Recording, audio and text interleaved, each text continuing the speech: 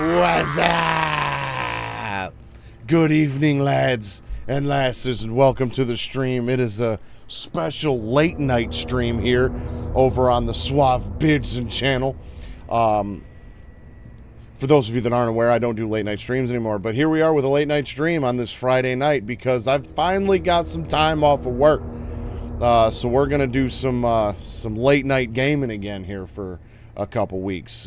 Schedule is still going to be a little different than it used to be due to the holidays. But this is part 2 of Resident Evil 3. We are going to try to finish this game up tonight because it seems like it's a bit of a shorter game, which is fine. I have no issues with that. Now, the plan was after this to jump into Resident Evil Code Veronica X. That plan has changed. I'm going to slip in another game that's not Resident Evil related after this one. The plan is to play that game Sunday night and Monday night. So stay tuned to the end of the stream where I will talk about that game in a little bit. I did have some issues getting set up today, some technical difficulties that I have yet to pinpoint the cause. So over the weekend, throughout the week, rather, I was working on finding some ways to stream with my PS3 because the next 2 games, Code Veronica included, that I want to play are on my PS3. And before, I used a cheap capture card with my PS3 and had a lot of screen tearing issues. I believe I found a way around it with my new capture card due to the HD, copyright protection that's built into the PS3s. However, that's been causing some pass-through issues with my main monitor, and I was troubleshooting that even with my PS5 now for probably the last 20 minutes, and then all of a sudden it just started working. So I'm not sure exactly what the cause is and what the fix is, but for now it's working, so we're going to roll with it. So I left off last weekend with we're still one day before the events of Resident Evil 2, because the plan was to play through this series in chronological order, and I knew going into this game that I had read online that some of the events take place before Resident Evil 2 and some take place after Resident Evil 2. Now, I believe I'm about halfway through the game, at least, but yet we're still one day before the events of Resident Evil 2. So I'm starting to think maybe I should have played this one before Resident Evil 2. However, going through the police station first in Resident Evil 2 and then seeing how Raccoon City was affected before the police station events of Resident Evil 2 or before the events of Resident Evil 3. Or no, I'm already confusing myself. Going through the events of the police station in Raccoon City in this game, seeing how that led to the events of the second one, like seeing what happened to Marvin and how he got infected, it would have spoiled it going into Resident Evil 2. So there is an argument to be made that, playing them in release order can be the better way sometimes. It's just whenever games jump around in the timeline, it's difficult to really do it completely in chronological order. But let's jump into it. So we're going to just press continue, and while this loads, we can't have a Suave Beard stream without a Mountain Day. It might be 11:38 at night, but we're still going to crack it open and enjoy it. So, Grim, hopefully you got yourself a beverage, and let's kick back and see what happens.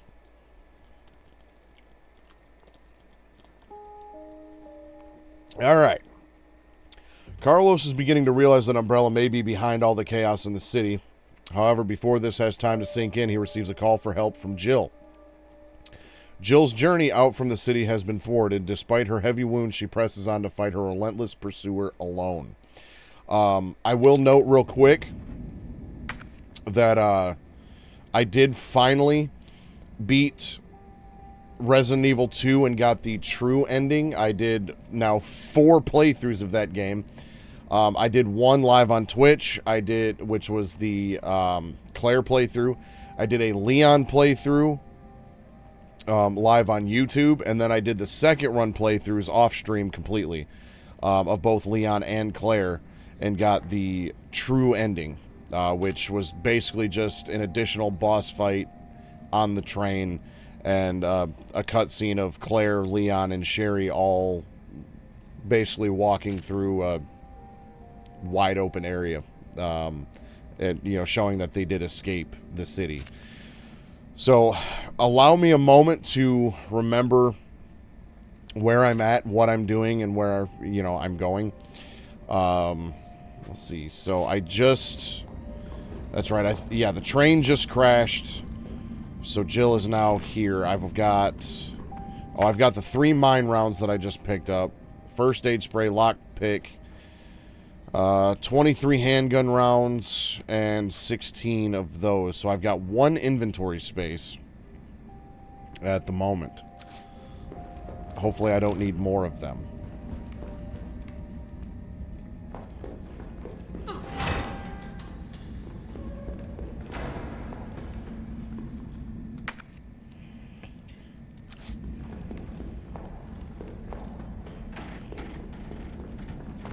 Really can be difficult to do true chronological order for sure. Some game series make it very difficult.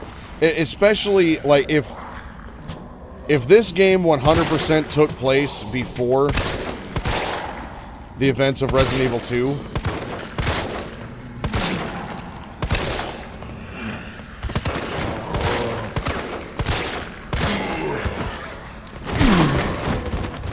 you know, that would have been one thing. But I had read going into it that it jumps around. So I was like, okay, I probably should do, you know, 2 first, so that way I don't jump ahead in the timeline. I'd rather go backwards in the timeline than ahead in the timeline, you know what I mean?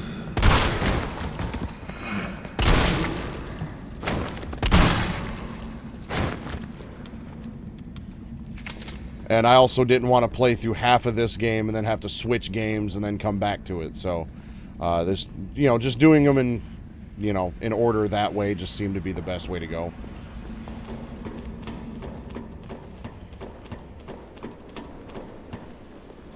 Walker's still alive. Perfect. Can't stay here.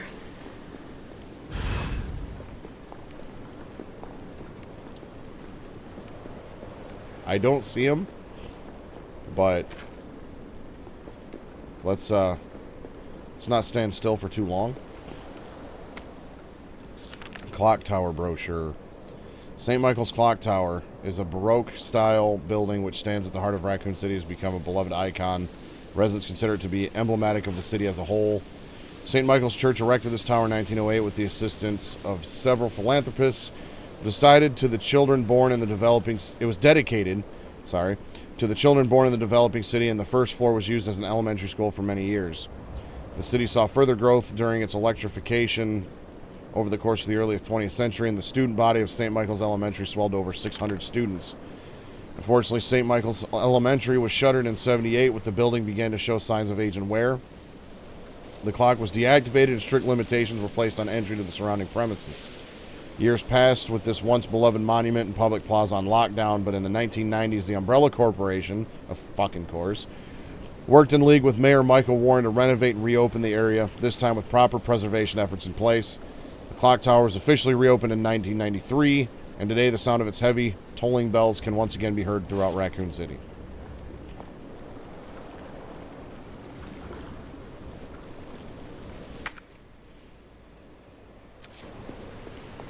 Alright, there's still stuff.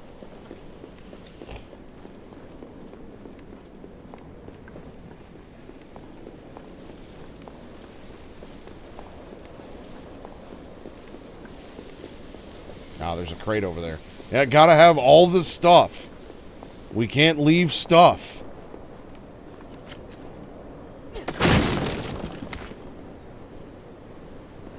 I probably shouldn't have taken that because now my inventory's full.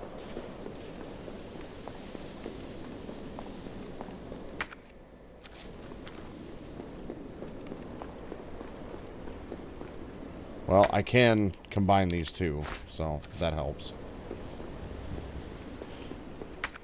And that's all the stuff.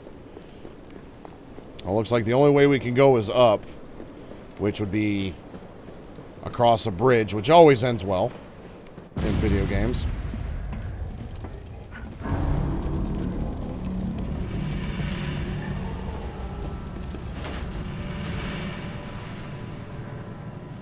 Bitch can't even swim. Carlos, respond. Yeah, what's Should have up? gotten a trophy for getting all We the didn't stuff. make it. The train derailed. Derailed? Was anyone hurt? Everybody's dead. Mikhail, everybody. Ah, shit. Nikolai left us to die. Wait, what? What the fuck? It's back! Jill! Jill, what happened? Jill, come in!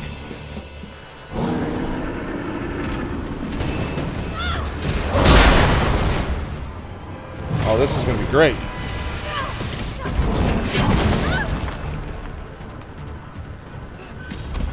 Yeah, he's got like gills and fins now.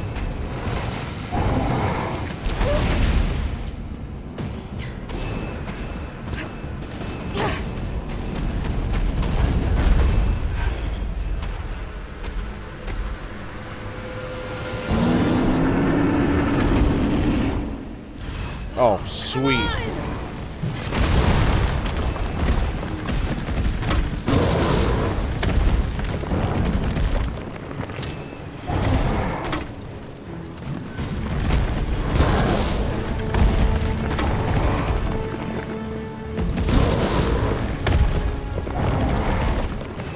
Well, in this version, he does.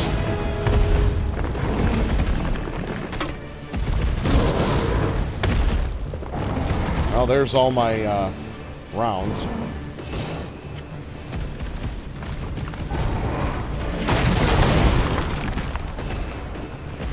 How's it going, big fella?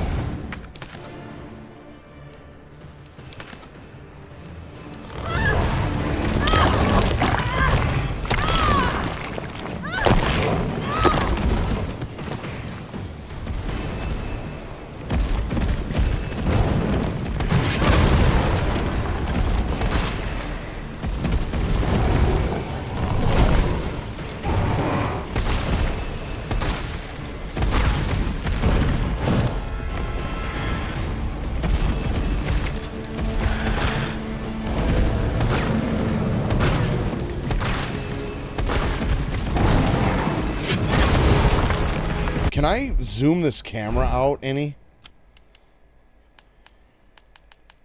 Because, like, compared to Resident Evil 2, it's very close.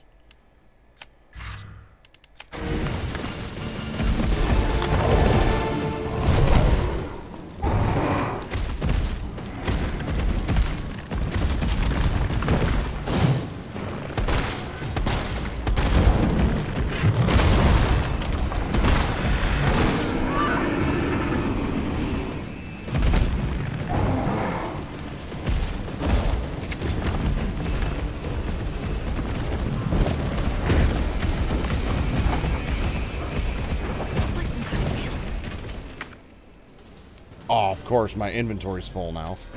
That's alright. 4 more shots and I'll have an open slot.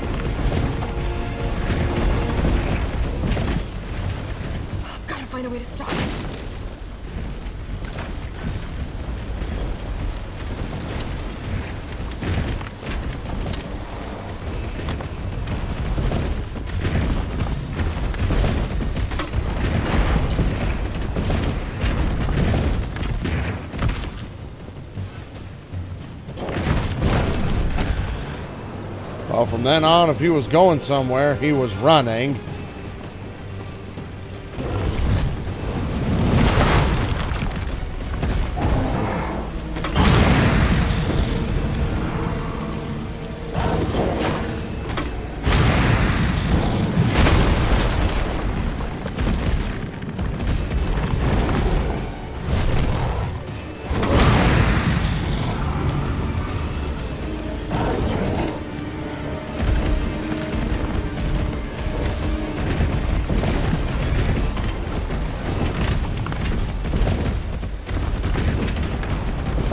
I need to stop it in its tracks.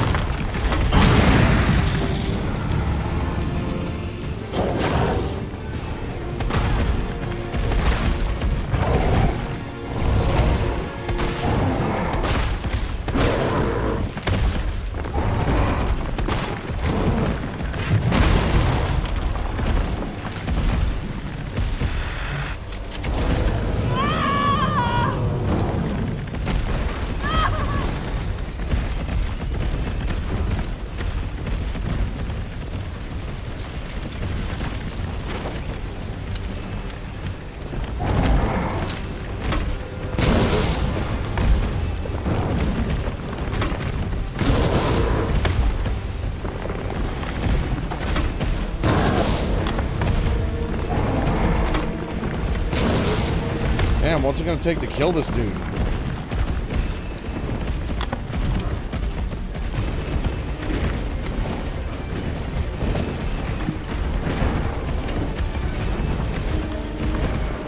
It's too hard to hit while it's moving.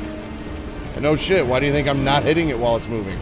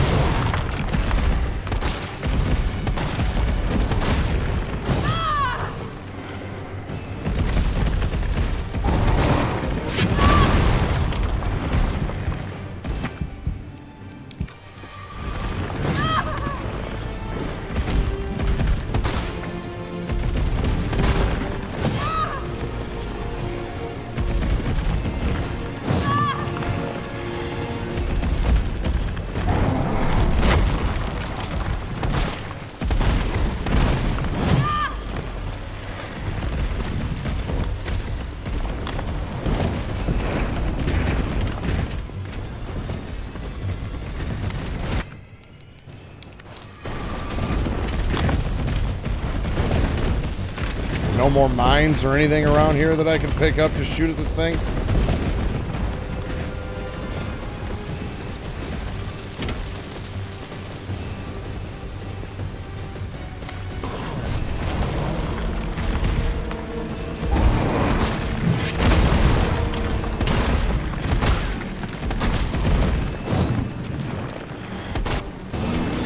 Got him.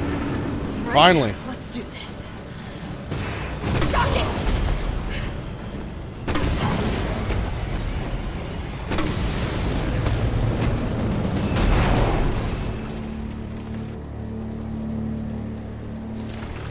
Carlos, you still there? Come on, you're gonna crap out on me now? God damn it. I am invincible! Well, that was a pain in the ass. Why do I have a feeling that's not it, though?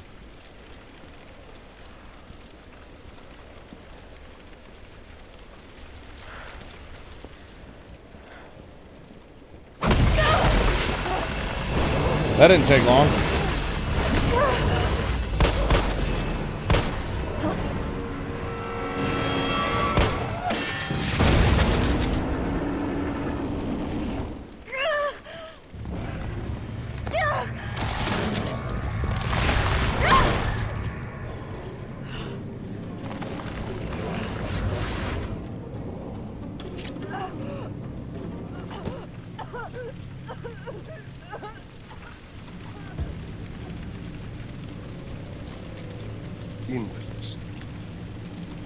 You've done me a big favor, miss.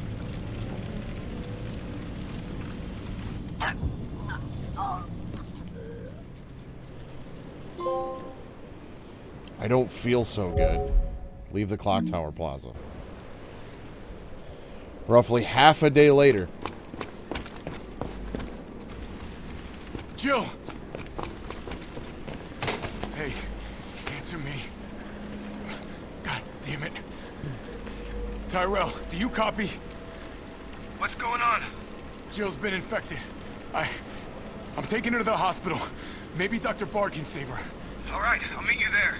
Oh, fantastic.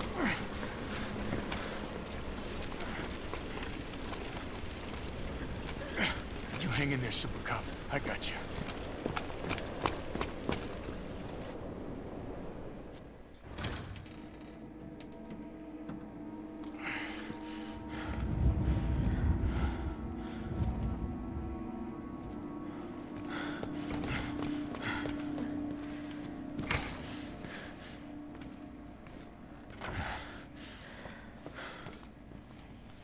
September 29th.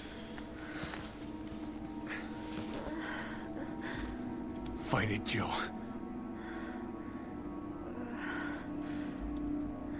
I'm gonna get you the vaccine.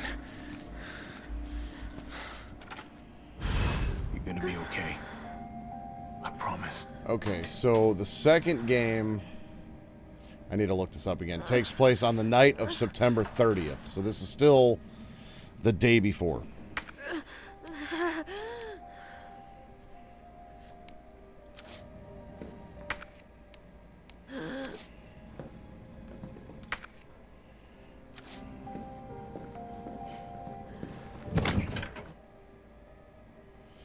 Okay, well, I don't need that anymore. I don't need that anymore. I can store one of these first aid sprays.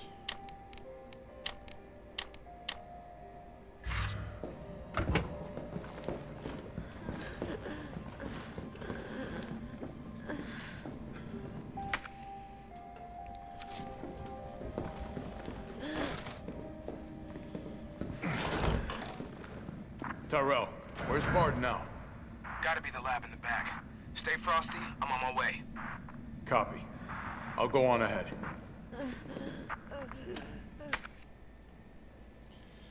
Okay. Probably should make a save.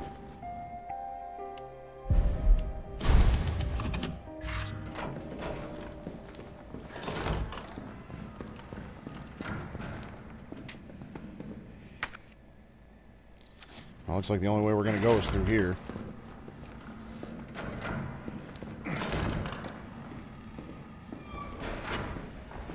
I don't got time for this!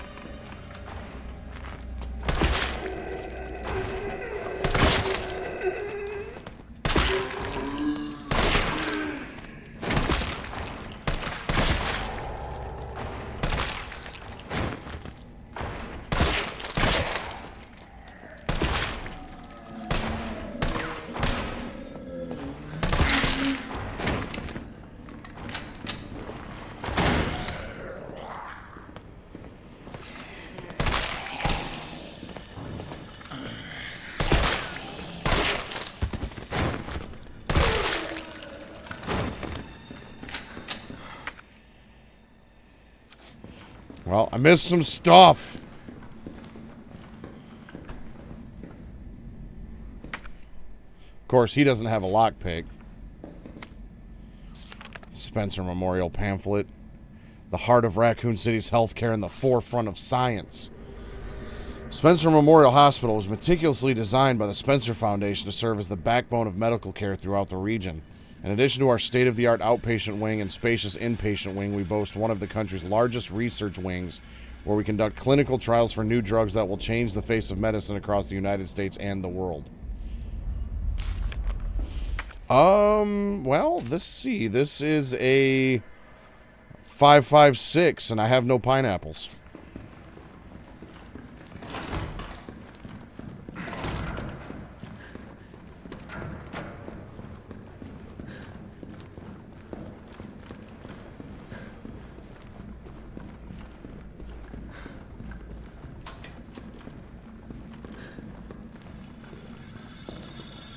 Okay, there's some ammo over here somewhere. First aid spray.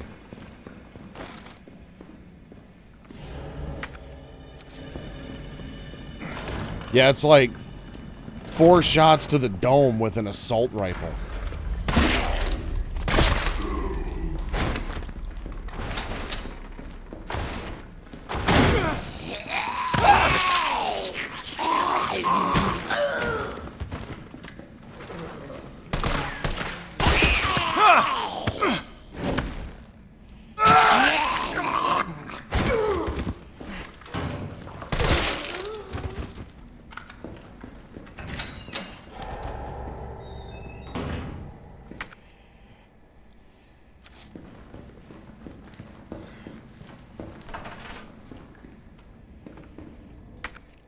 Well, I'm gonna guess that these I can only open with Jill once I get her recovered, or I find a key somewhere or another set of lockpicks.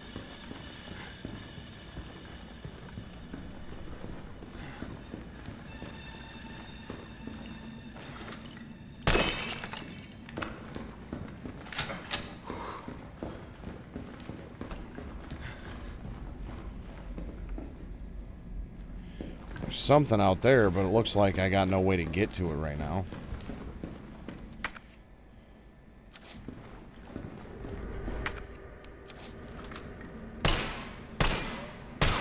Can't shoot the lock. Negative review on Steam. Broke my immersion.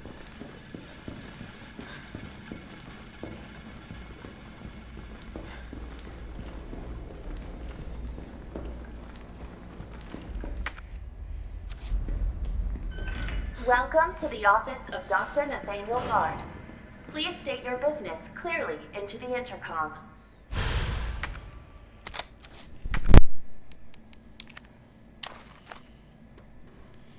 Audio player for cassette tapes.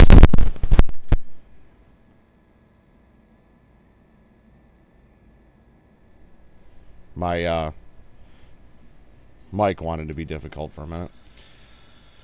Oh, you'll have to put in a tape for it to work. That's cool.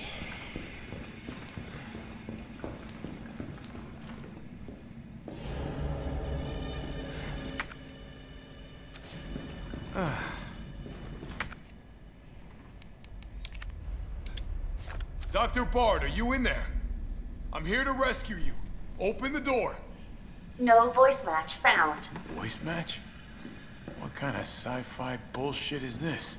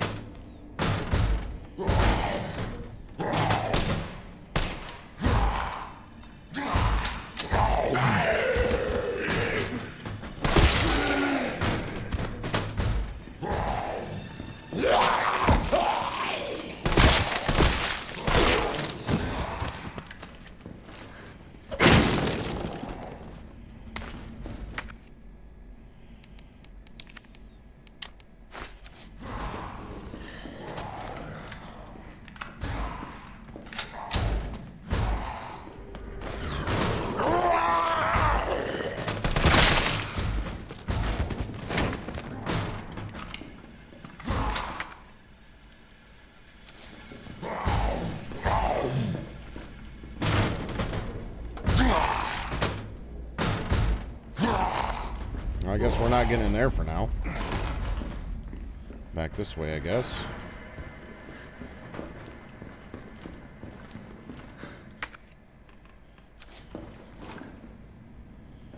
We ain't getting through there.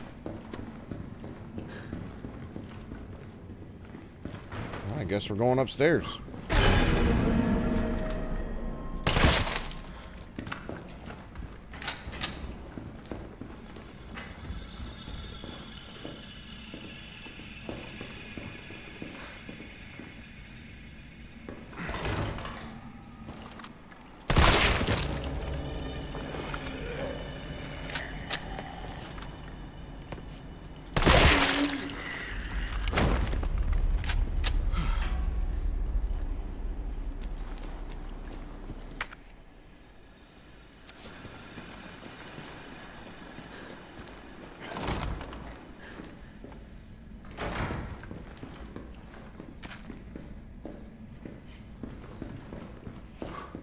Well, at least I'm getting a decent amount of handgun ammo.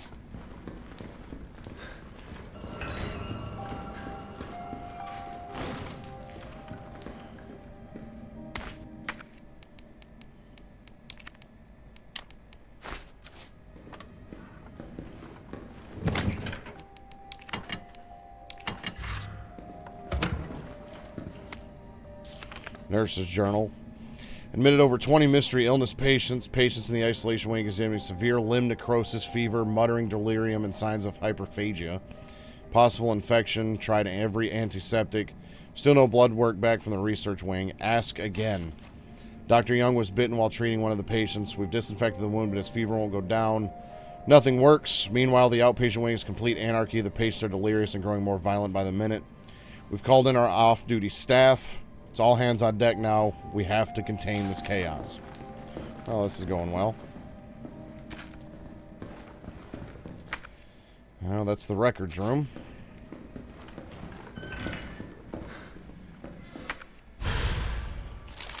Alright, we got a hospital map.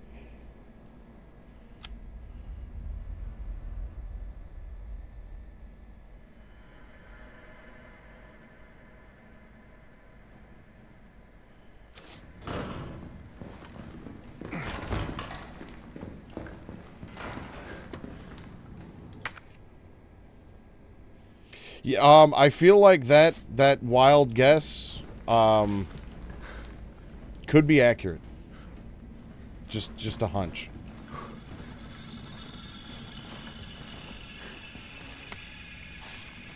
ID cards are not to be taken off hospital grounds under any circumstances. As per our security measures, all employees must store their ID card in their own personal lockers before returning home for the day.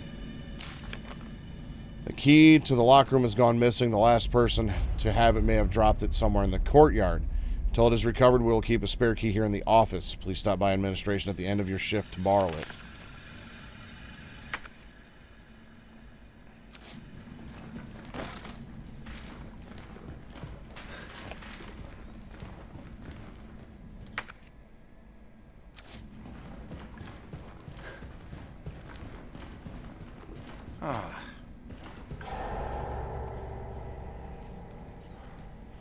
Looks like I'm going to have to find a way to the courtyard.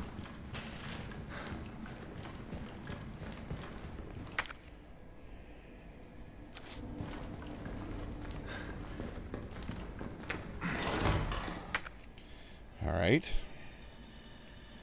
Looks like I'm walking, yeah. Well, I guess let's head down here to the nurse's station. We ain't going that way.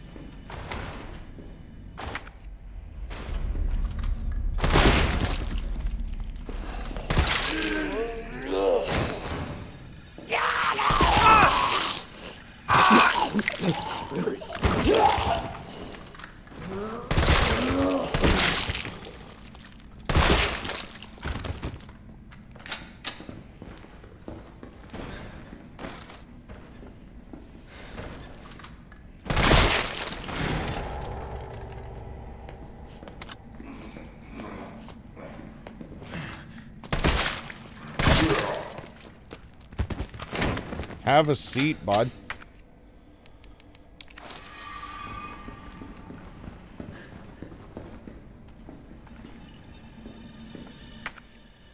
Well, that's all the stuff from in there.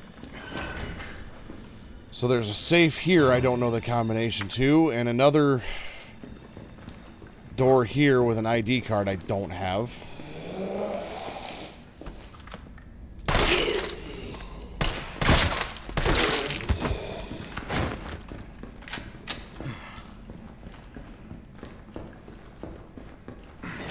Yeah, why don't you go practice falling down? I'll be there in a minute.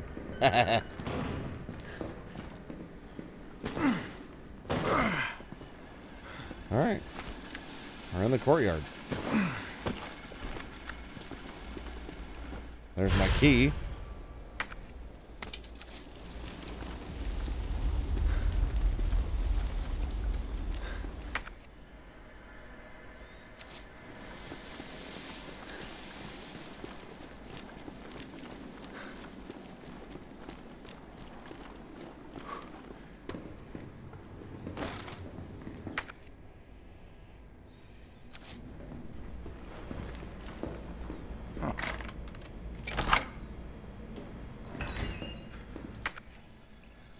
Alright, so where was my locker room? That was up in the staff room. So let's go back up to the stairs.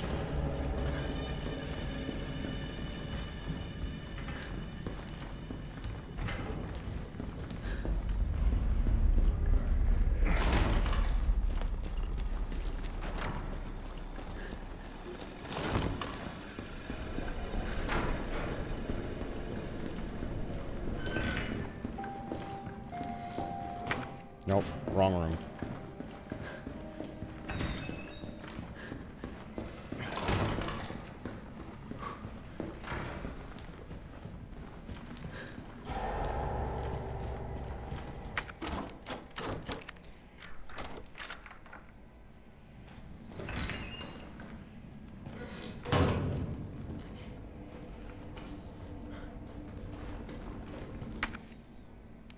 Okay, I don't need that anymore.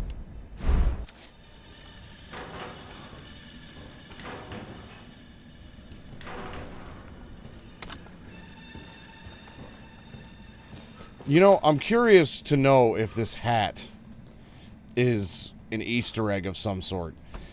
Because I saw this hat in one of the other rooms earlier. And I'm pretty sure I came across a hat like this in the break room in the police station of Resident Evil 2. So if anybody knows if this hat is anything or if it's just a hat.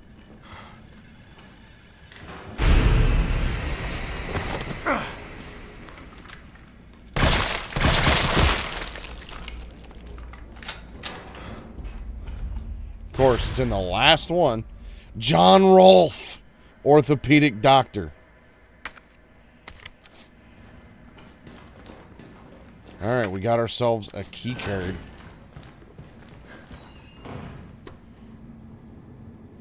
Reused assets, lazy developers, negative review on Steam.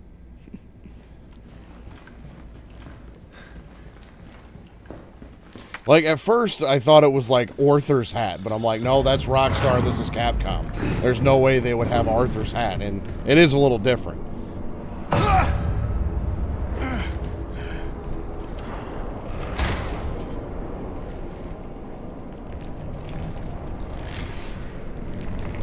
Sweet.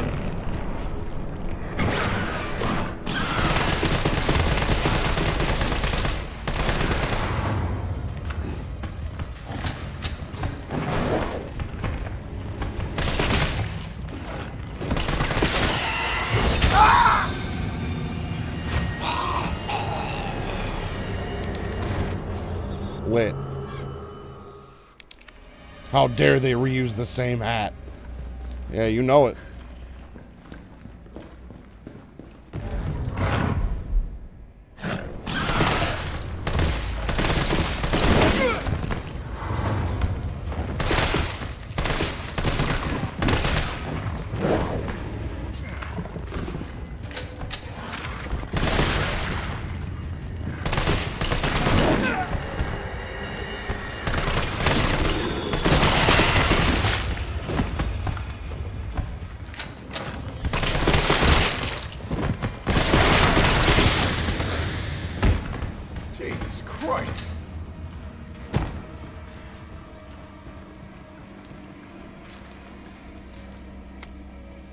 Nurse's journal. We tried, I swear to God we did, but there's nothing else to be done. The chaos is completely beyond control. Victims are pouring in now, dying and spreading the infection faster than we can reach them. So we've given up on trying. Those of us who aren't infected have barricaded ourselves in here. You can hear the cries for help outside, the screaming. But none of us will go out there because it would be the end of us. Can't believe we've abandoned our patients. It's the worst sin imaginable for a nurse. I can't stop shaking, but I want to live. I want to live. 9 p.m. we heard a helicopter flying overhead and then immediately started crying and hugging each other, thinking a rescue team was on the way. But then the sound grew distant, and all we're left with now is the moaning of the dead and the silent screams in our hearts. We're all about to lose our minds. Dr. Young, Ariana, Miranda, Dakota, I'm so sorry I failed you. Help's coming. Help.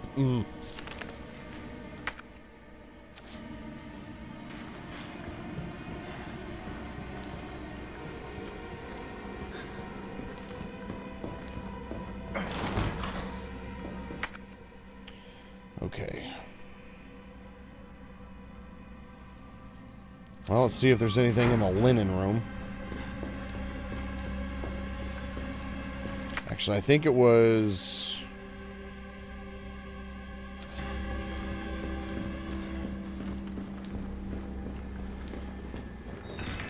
in here. Yeah, there was a key card.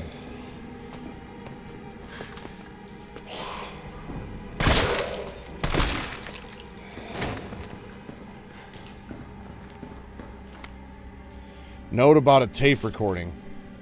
I think I know what happened to the missing tape of Dr. B. His research assistant took it. One of my patients saw Abbott remove something from a locker in the nurse's station and walk towards the treatment room. Try to sneak in and look during the night shift. You just stay cool and keep doing your job. That was to Dakota. I don't care how important Dr. B is to the medical community. That kind of harassment is not okay. I promise I won't let them destroy the evidence. He's a pig and an asshole and will get his day in court. Stay brave, stay strong.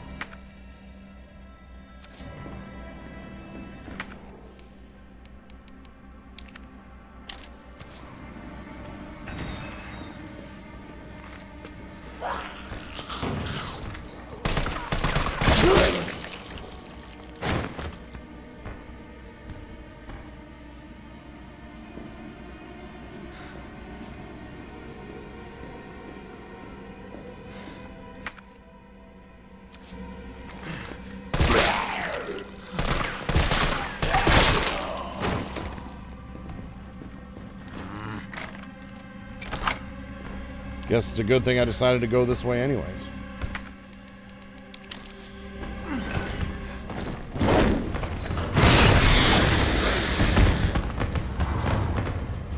Oh damn, there was 2 of them in here.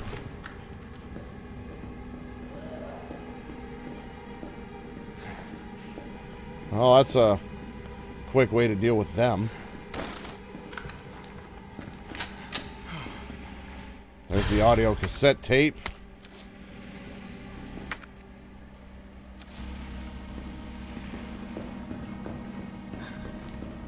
Yeah, 2 for 1.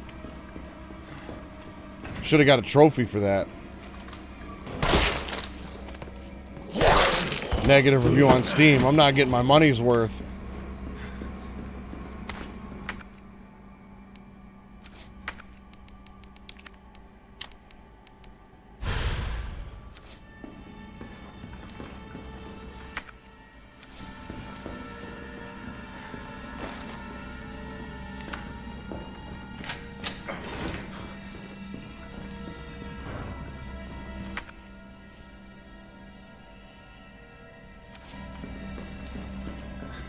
Well, back down to the first floor.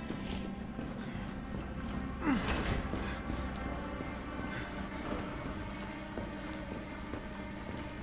like to know what that safe combination is.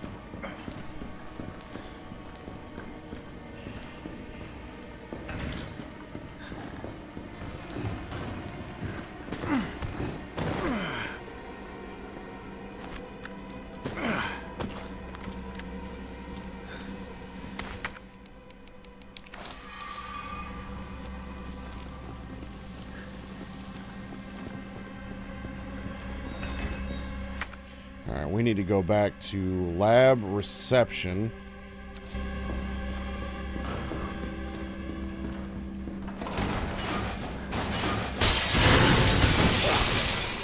Oh, hell.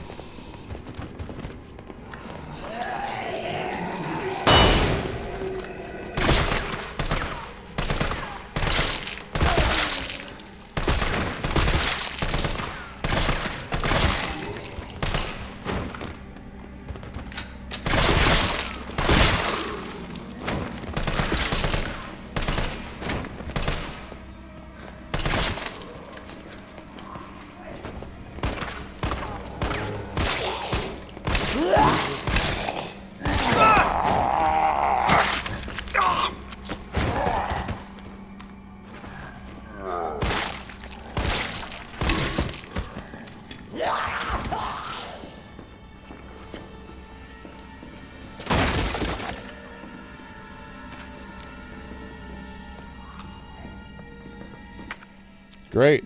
Another lock I can't open.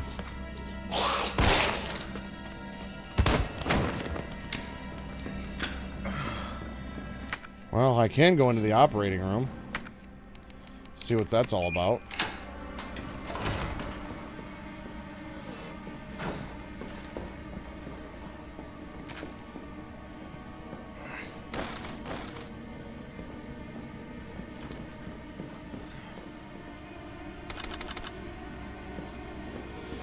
Well, handgun ammo and 4 grenades. That's comforting.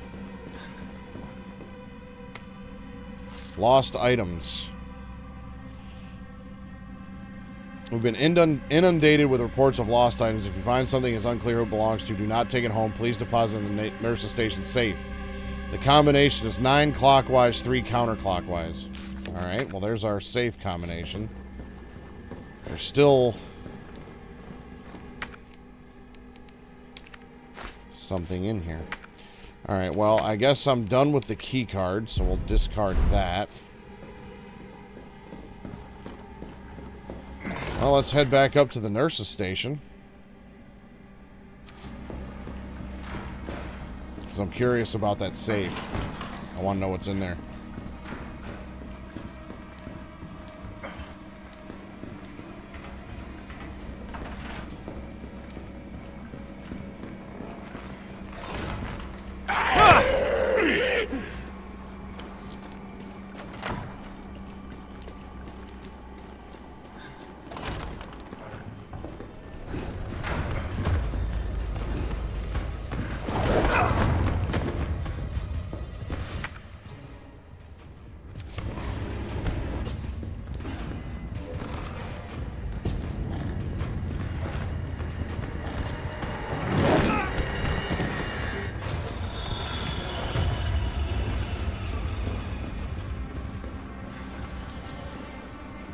Nine clockwise.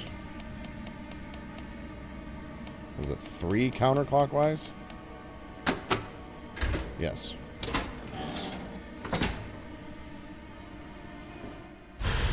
Dual magazine. I was kind of figuring it was going to be a weapon upgrade because it seemed like that's what they were most of the time in Resident Evil 2.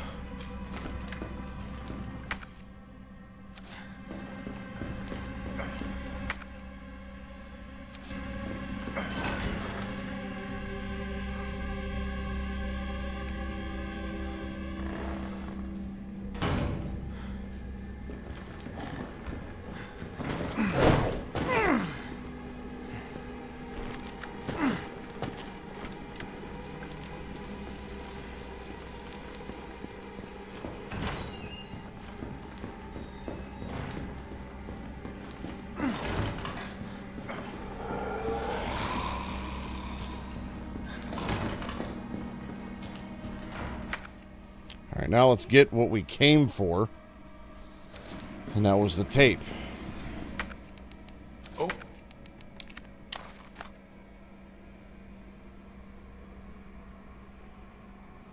No, it's not going to let me play the tape. Just use it for the thing. Open sesame.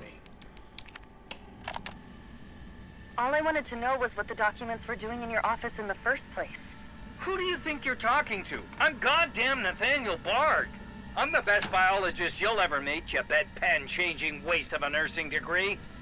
Of course I have connections higher up. Of course the military consults with me on projects beyond your comprehension. So stop wasting my time with your nosy questions. I'm sorry, Doctor. This guy sounds like a You didn't real read the piece of work. documents, did you? No, I shredded them just like you asked. Good. Good. If that's all, you can go back to wiping your patient's ass. That's what they pay you for, right? And polish my shoes. Yes, sir. Oh, fuck you, guy.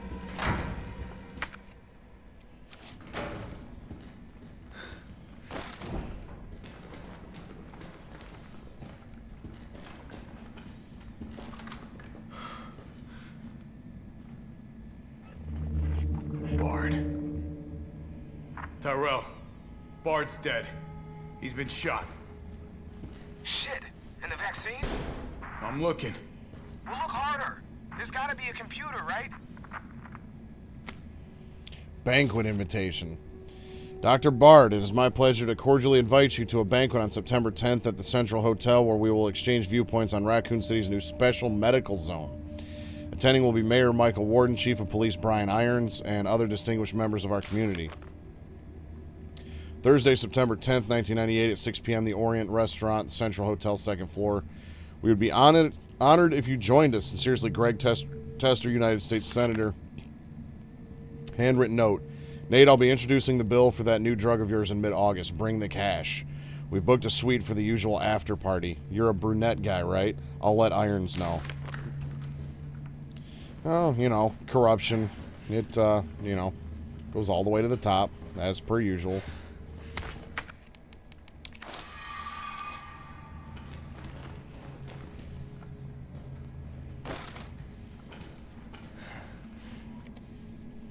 Email from Nathaniel Bard. Reply immediately to Greg Tester. Greg, I know you're watching the news. This virus is going to devour the whole country. The dead will wash over Capitol Hill like a tidal wave. You're not safe. However, you've always been a good friend to me, so I'd like to offer you a way out. I have in my possession 1 dose of a vaccine for the virus. The Holy Grail. And it is not for my family, not for my ladies on the side. No, Greg, I'm saving it for you.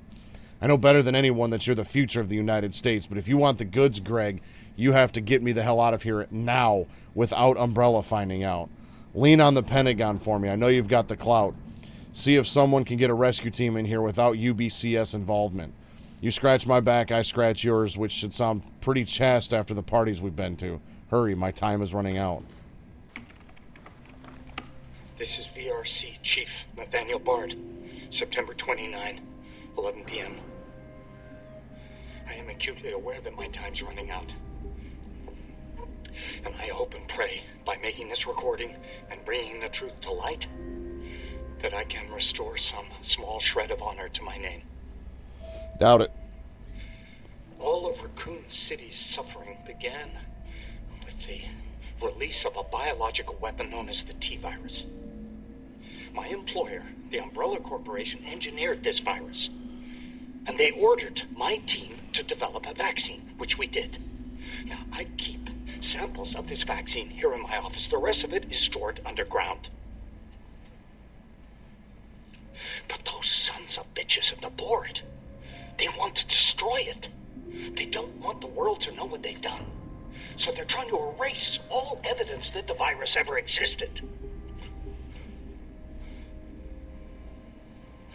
Now, I'm not a fool. I know they don't want me to...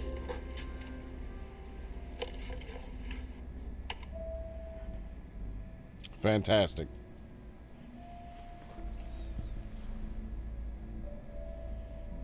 I got you all along. And she trusted me anyway. Fuck!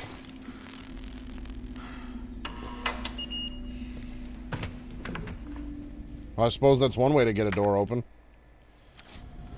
Okay, well, I'm still missing stuff because this room is red still. Aha. Got the stuff.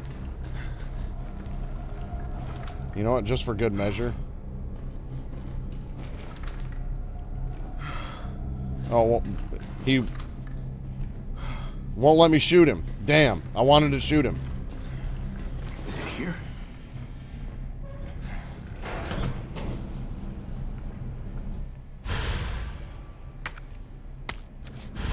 All right, Joe. Hang tight.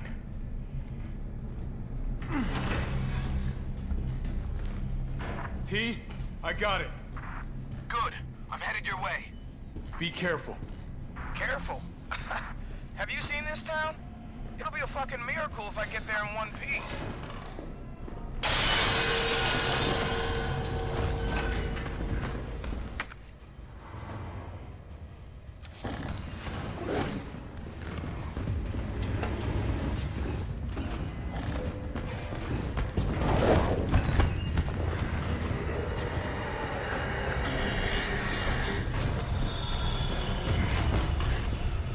Yeah, we ain't wasting time or ammo.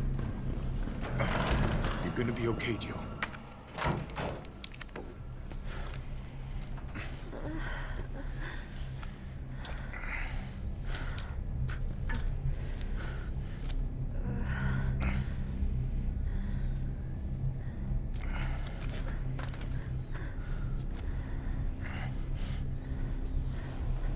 I love how they just inject these vaccines as if, you know, Shit better work. it's like, yeah, this is just a vaccine. Go ahead, take it. There's nothing else in there. You know, not some, you know, engineered super virus or anything.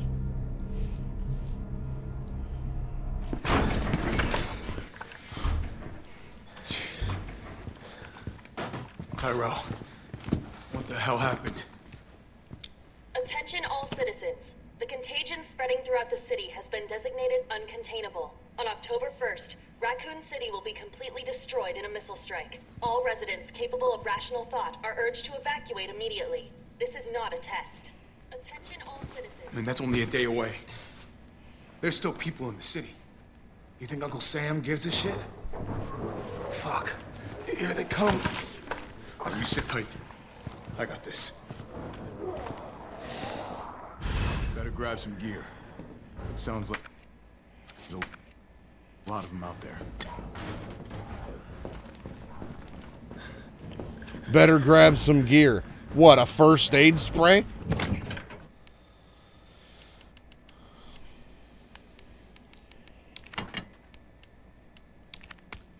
I guess we'll carry 3 of them and 2 of these.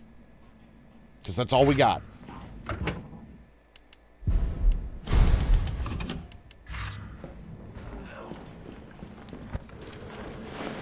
I'm gonna try to lower the window shutters. The less entry points, the better. And how do we do that? I'll try hacking into the hospital security system. Keep them off me in the meantime.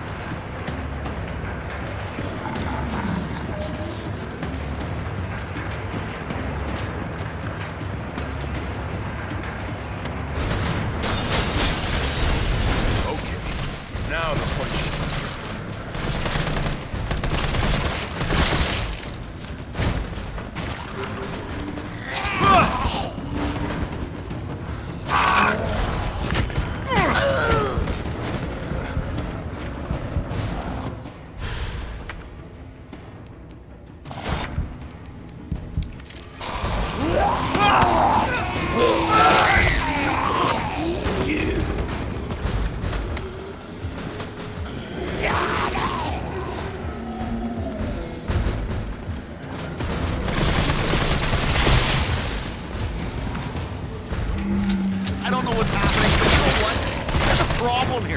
Yeah, there is definitely a problem here.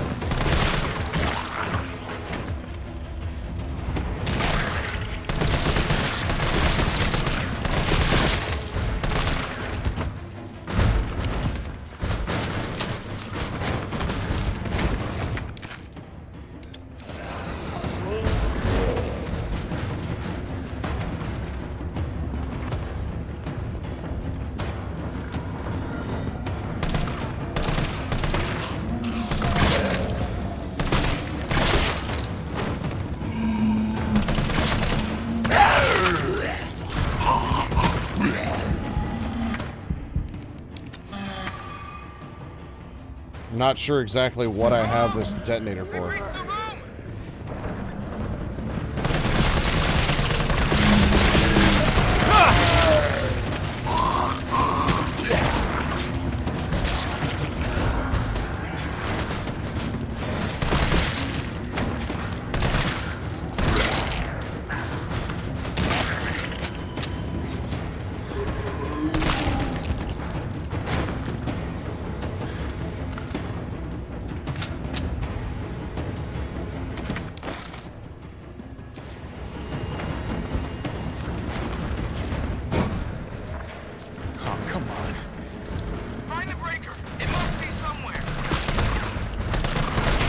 I'm a little busy at the moment. Oh, hell.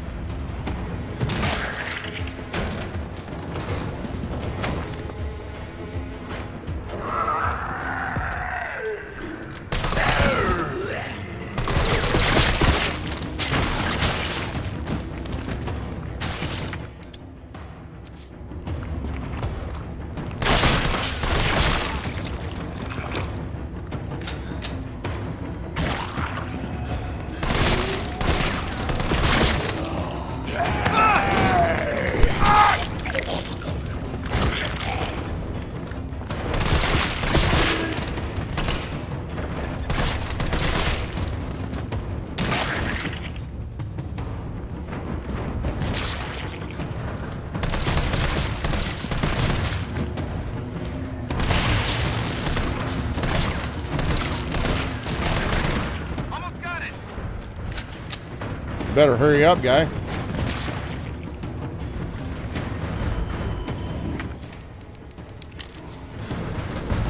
Show me what kind of man you are, Checo.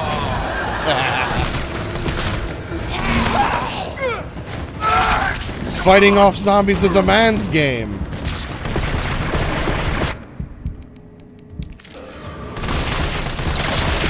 Oh, hell.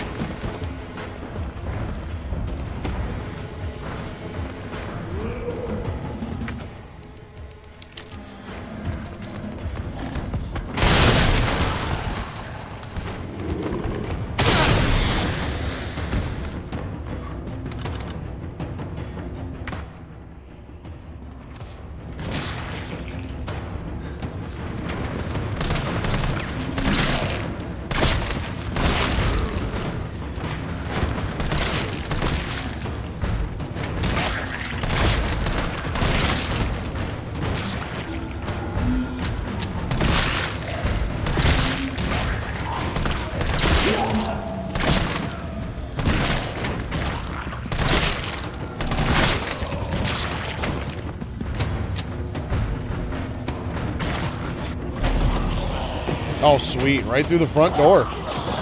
Window shutters ain't gonna do any good like that, bud.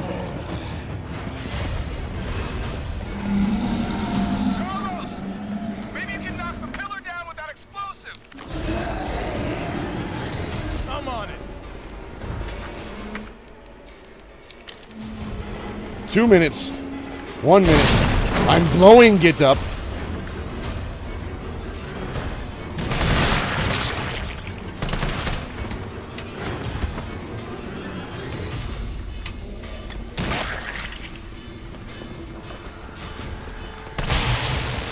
I'm breaking it.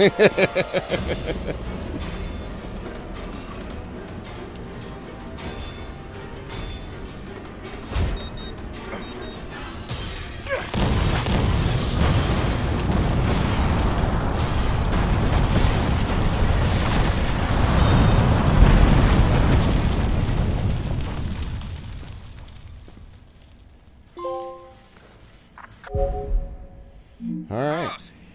You all right? Not even close. But at least it's over. I'm coming back.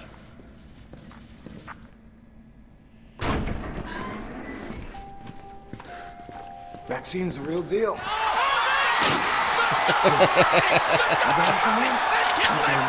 But TT, how you doing, man?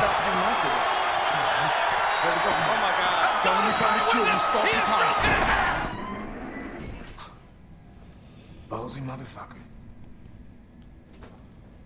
Oh, now that we got some time off, man, I'm doing well.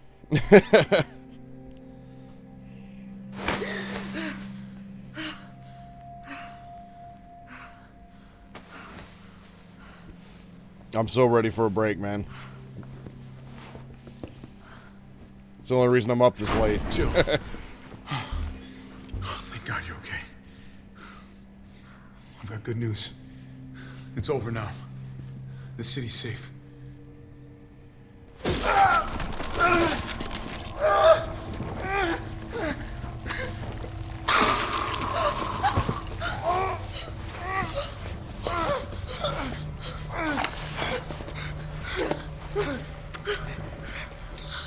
Rachel!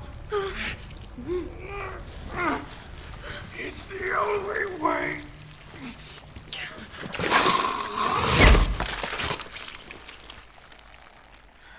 Had a feeling that was another nightmare. I don't know if I could have shot him or not. I didn't try. Certainly thought about it. Where am I? What's going on? Oh.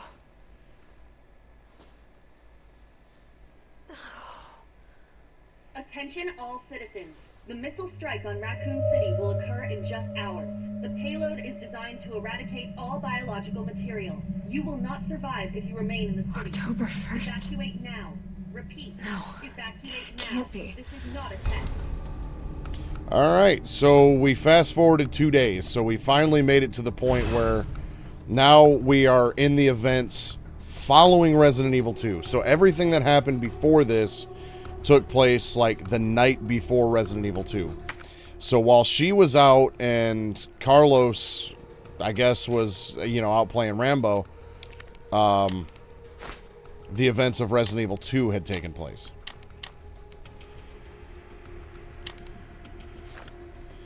Alright, so I got 57 rounds for the handgun, 6 shots.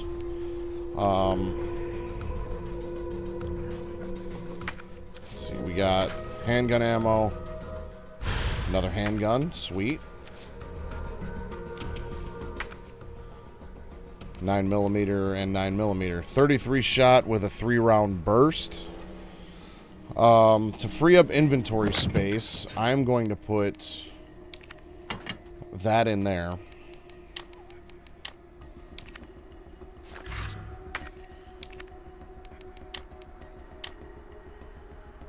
And we're going to rock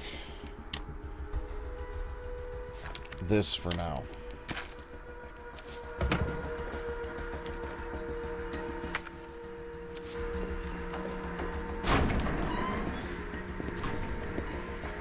Morning, sunshine. You saved my life. I sure as shit didn't. That was all Carlos. He carried you here and he treated you himself, crazy bastard. Where is he? He went underground. Bard stockpiled the vaccine, enough to give this city some hope. He thinks he can do this by himself. I'm going after him. Wait, did you see the broadcast? They're gonna blow the city sky high. I'm trying to get a hold of someone, anyone with the clearance to stop it. Leave this mess to him. He's a professional. So am I. He's a professional. Right. Guess I'm not talking you out. The storage facility is underground, beneath this hospital. I've lost contact with Carlos, so expect trouble. Fantastic. Yeah, we're professional peons, my guy. We ain't nobody.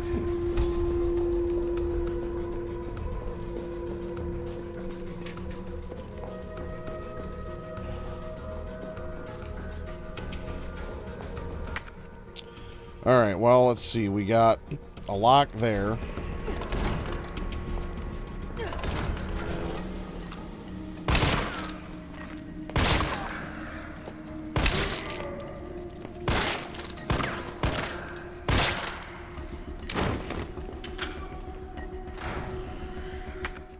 Choose our lockpick here. Open this up.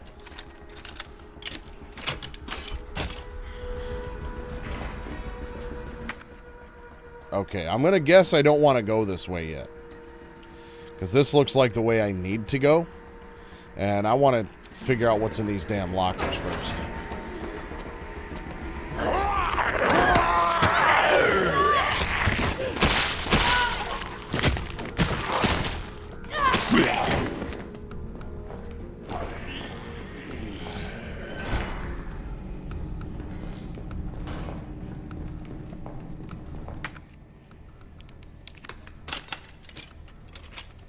Dude, and I'm playing this on normal difficulty, and these guys have some...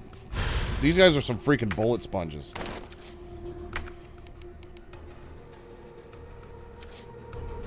I don't even have a gun for that ammo, so that's fantastic.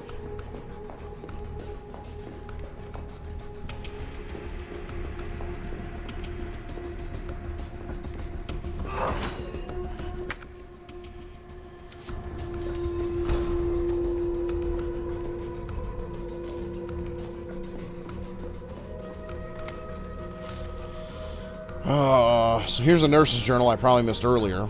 Every day they bring in more of these mystery illness patients. The sedatives don't stop their delirium, so we have to put them in straitjackets and move them to the isolation wing. Problem is, the isolation wing is already bursting at the seams. The director's ordered us to admit anyone with symptoms free of charge, but what does he expect us to do? Wish them better? We don't have a cure. That's not all that's bothering me. When these patients die, they're not collected by the usual mortuary teams. We've been told it's special handling to prevent the illness from spreading, but I'm not sure I buy it. Miranda saw some guys wheeling a body through the forbidden door during the night. Why? Where? What's going on? Well, that's just perfect.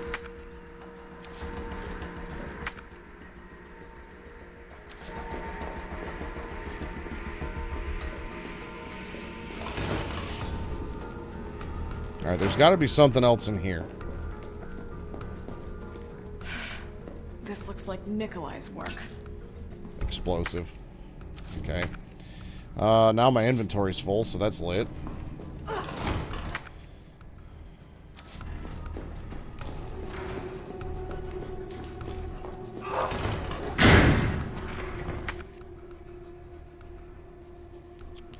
I ain't got any grenades to deal with this fucking guy, so...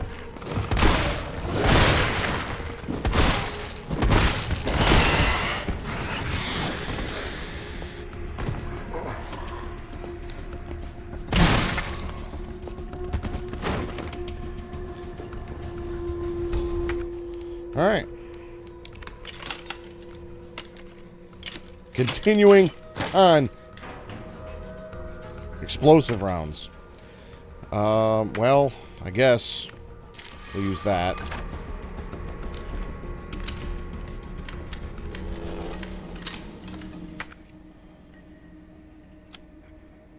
Alright, so there's another lock in the linen room, another lock in the staff room.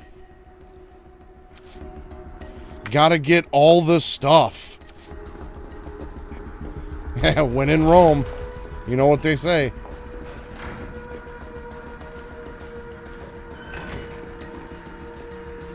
Alright, there's...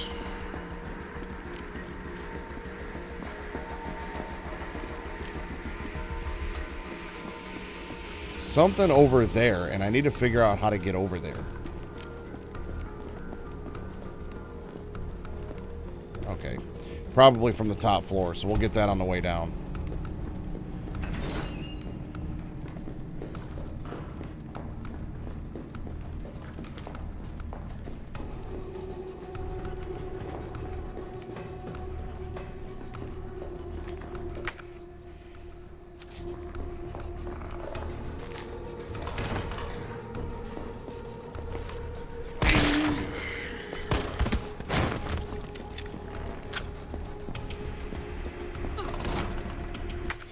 So we have a lock in the staff room.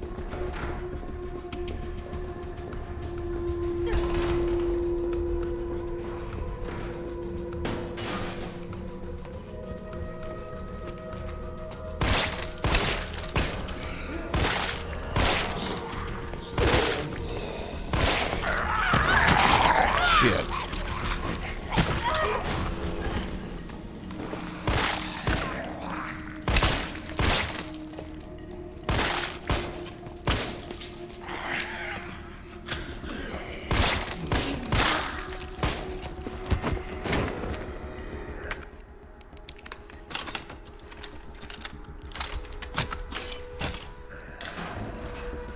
shotgun shells.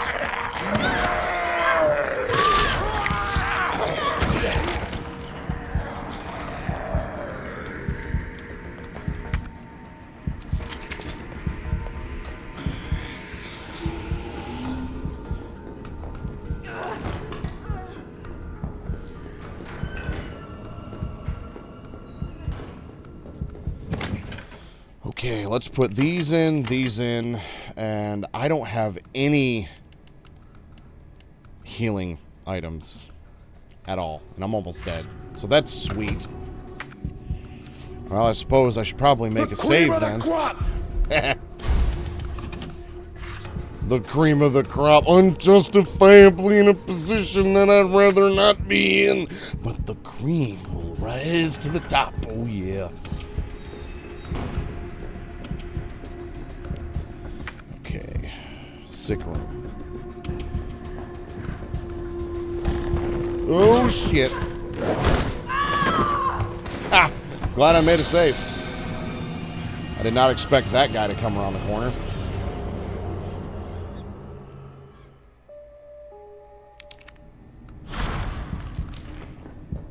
Well, I'm gonna be prepared for his froggy ass this time.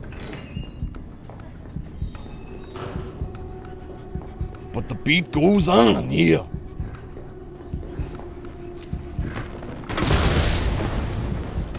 What?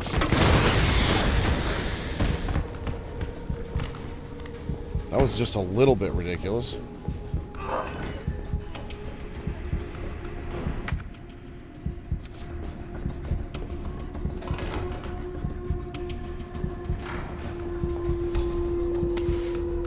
High-grade gunpowder. Okay, that was all that was in there. Dude, as soon as I saw that, I immediately knew that was going to be a meme. I'm like, dude, homeboy's smiling while he's tapping out. That's just sitting there getting choked out like, yeah, this is good.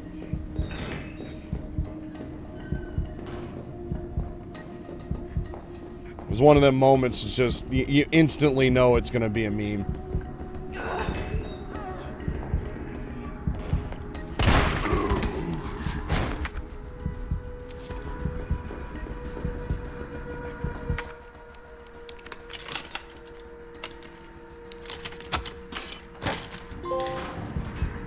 Master of Unlocking. Unlock all safes, lockers, strong boxes, and pickable locks. Well, I guess that means I'm not going to need this lockpick anymore. And I did that for ammo I don't need. Although there's still something in this treatment room I haven't gotten yet.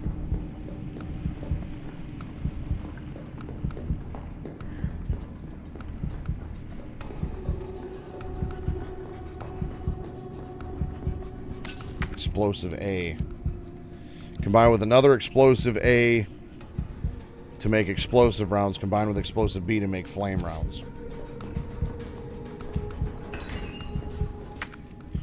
Alright, so is that all the stuff? Except for what's in the courtyard, that's all the stuff. Alright, so let me actually head back to the staff room so I can clear up some inventory space, and then I can jump out the window.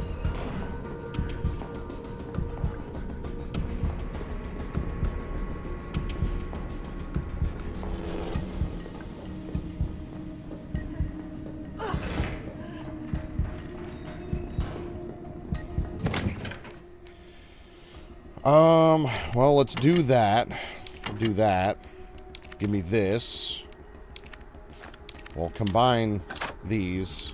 Store those for now. Actually, I don't need that anymore either, so let's see, we'll put the shotgun shells there. And you know what, let's carry the flame rounds with us.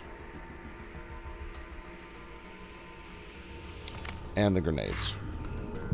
Might need those as well.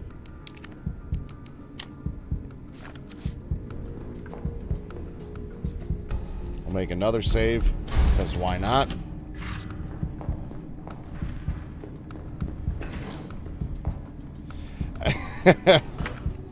Let me guess. That was another complete and total joke. I didn't watch it, but nor was I going to. But I don't know how anybody takes that dude seriously at this point. Him or his brother.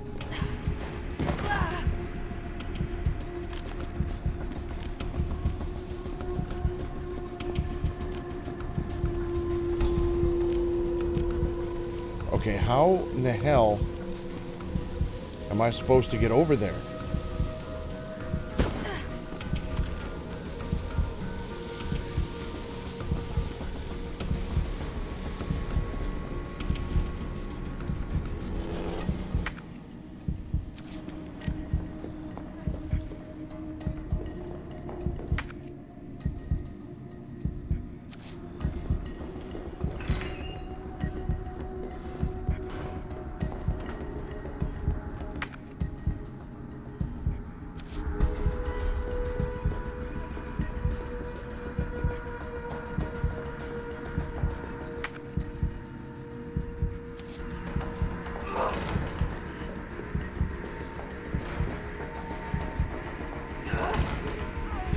Gotta get all the stuff.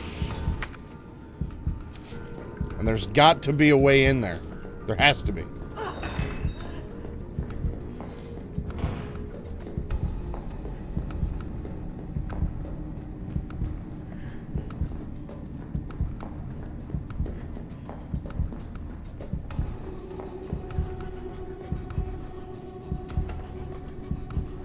Give him respect for bringing attention to boxing. He even showed up in a Hulkamania outfit. Hey.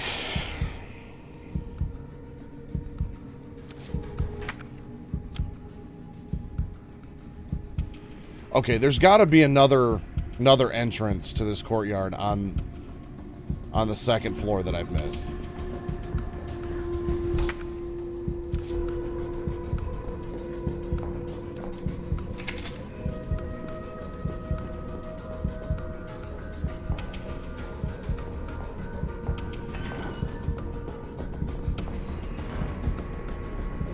I mean, yeah, boxing used to be a big deal, and then it just got to a point where nobody really cared about it anymore. So, I mean, it's like, yeah, I guess the guy is, you know, putting a, you know, old school pastime back on the map, but not really in a good way, though, either.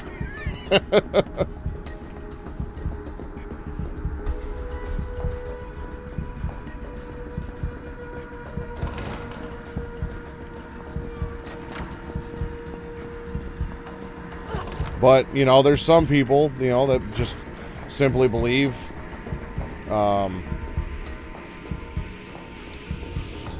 any attention is good attention. Think you can squeeze by. Squeeze by. Oh.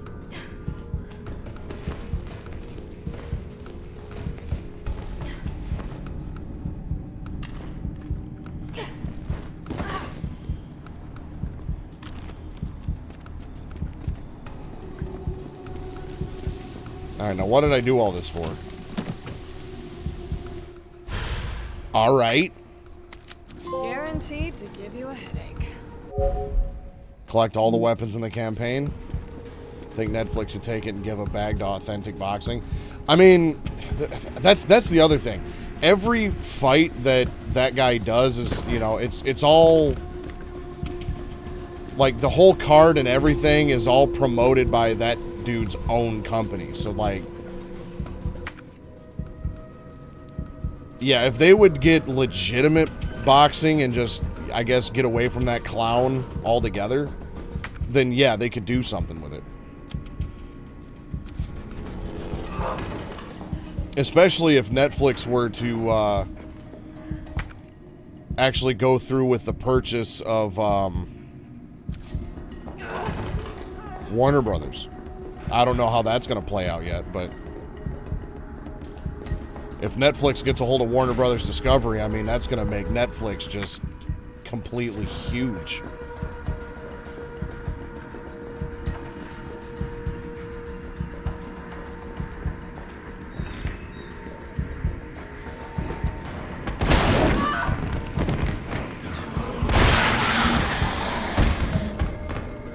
Woo!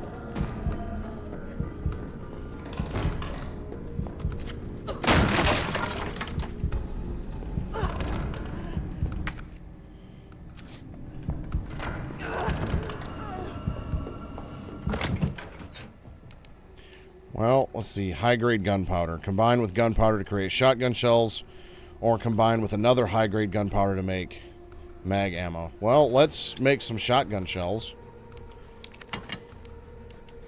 We'll do that.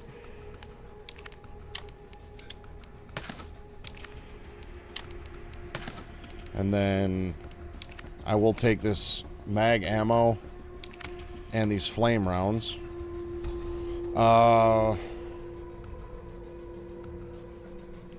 You know what? I'm going to store the knife. I don't really use it other than to open crates.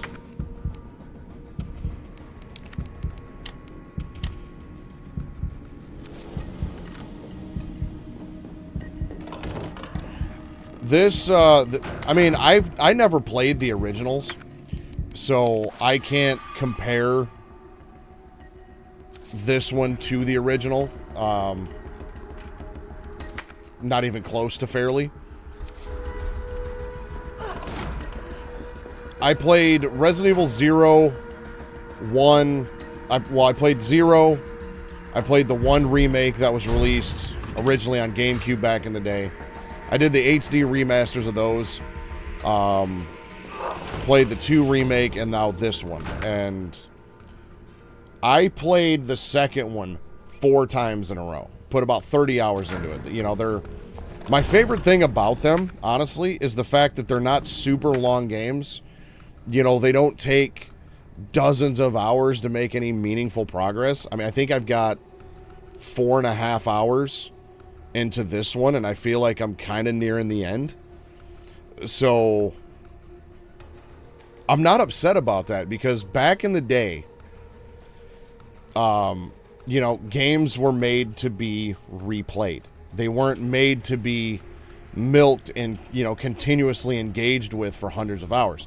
It was make the game in such a way that you want to play it again, because maybe you get a different ending, or there's a different, you know, protagonist that you can play the game with, or, you know, other game modes, you know, things like that, that would make you want to play through it again rather than just non-stop all the time. And I have, so the best way I can explain Resident Evil 2 and 3 so far is they are games that I would have absolutely loved growing up playing, but with the graphics that I really appreciate now. You know, because some of the games that we grew up with have just aged like milk graphically, and like, I'm getting ready to play Code Veronica here pretty soon, and I'm going to be doing the HD remaster of that, and that game still has the original tank controls, and they're pretty brutal. Not gonna lie.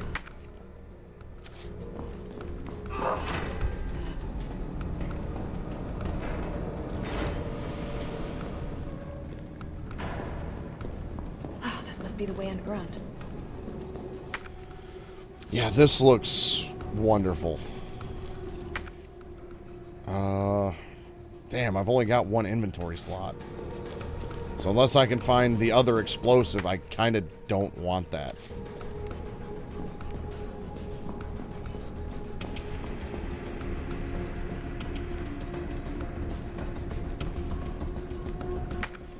And that looks like the only thing that's there still to pick up.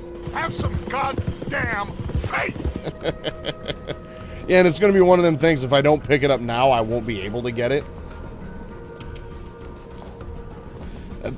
That is the other thing about this game that's frustrating, but that I can also appreciate.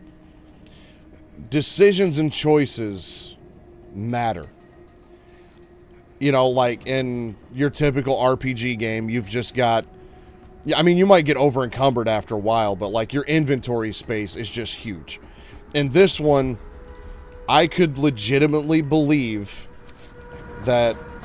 I mean, she's got the shotgun on her back, but I could legitimately believe that she's only got 2 handguns, a grenade launcher, a shotgun, couple boxes of ammo, a couple rounds, and a couple grenades in all these different, you know, pouches. Maybe if she had another, like, maybe a couple more pouches or something. It does look like she's carrying a bit much for what looks feasible, you know, so I should probably leave a negative review on Steam for that, because even though I'm playing on a PS5, I'll leave a negative review on Steam for that, because it's unimmersive. It's unimmersive! But, point being, it actually...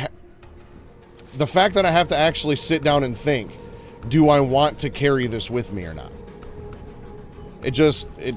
There's more to it than just walk in, shoot zombies. You know, every round that I shoot, every zombie that I take out, like, would it have been better to avoid that encounter rather than kill it? You know, am I going to make myself run out of ammo if I have too many encounters? Rather than just going guns blazing. I like the methodical approach that these games have.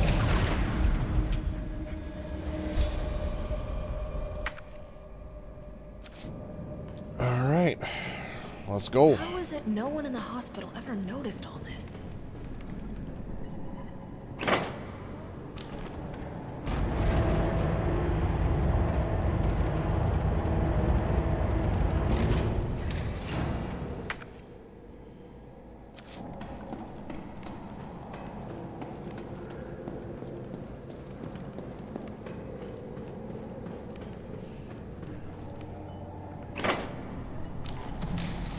Yeah, I played through Resident Evil 0, then I played the 1 remake, and I played that one twice in a row, because that one had 2 different protagonists that had multiple different endings depending on how, you know, you played the game. So I played that one twice, played the second one 4 times. So far, it's been enjoyable, and oh yes, more space. I can carry more stuff.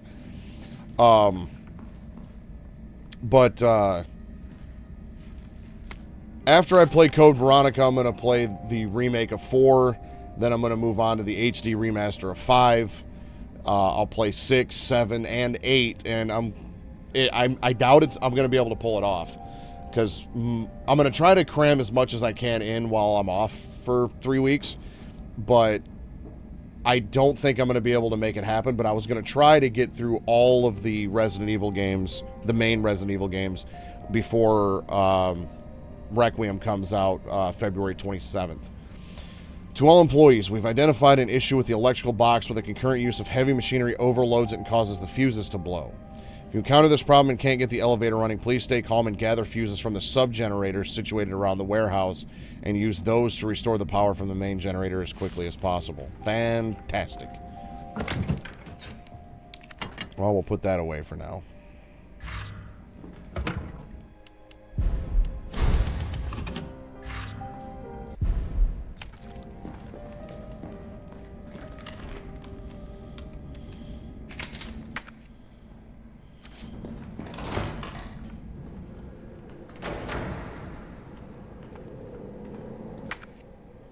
Oh boy.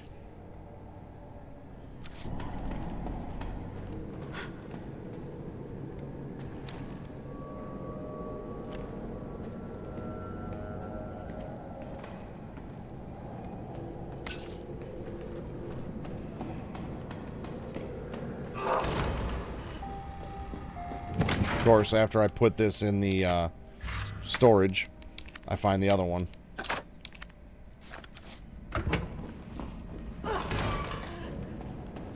Should have had some faith.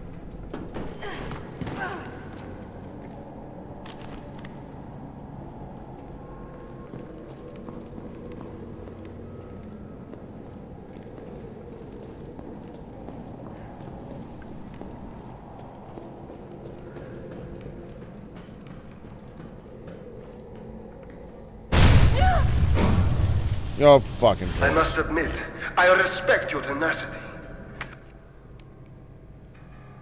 But I'm afraid our games end here.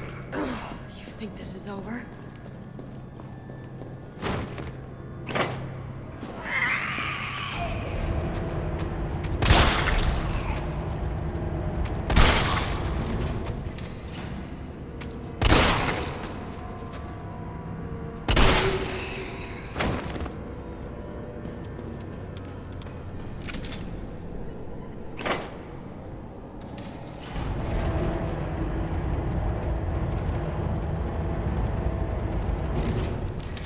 It's not over yet, McGavin.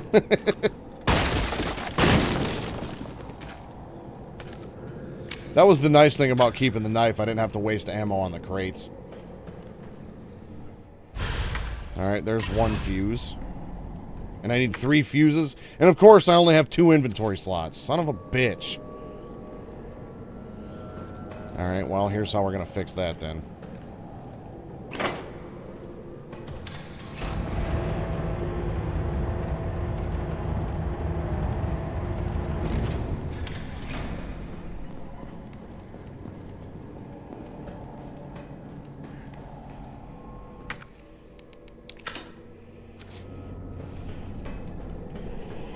Now I've got space for the other 2, as long as I don't pick up anything else.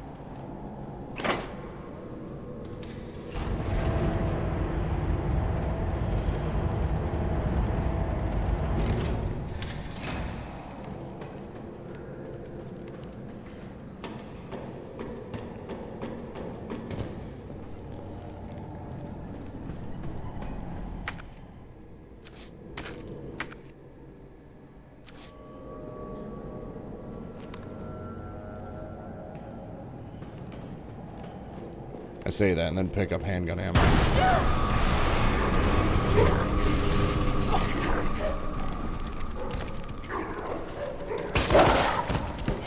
I, right now, am trying extremely hard to maintain my composure. Yeah.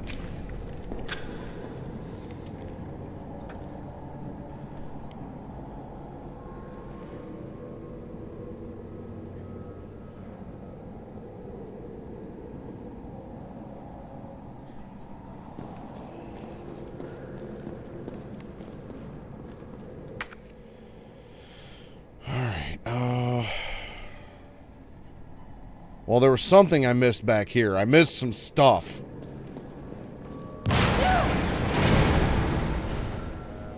Sweet, sweet.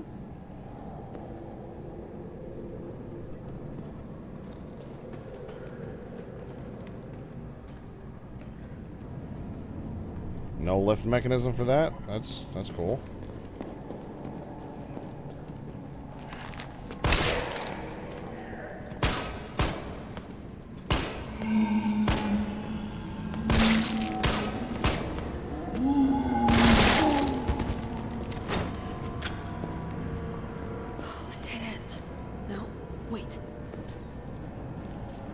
Well, there's a red herb I can't pick up because I need the space.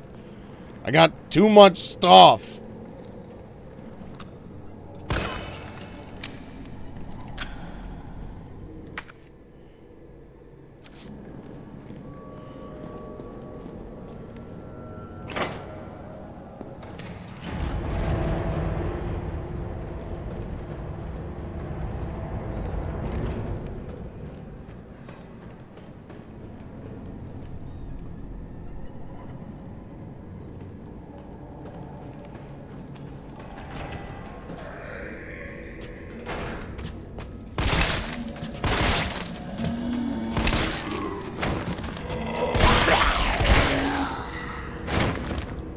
Two for one, lit.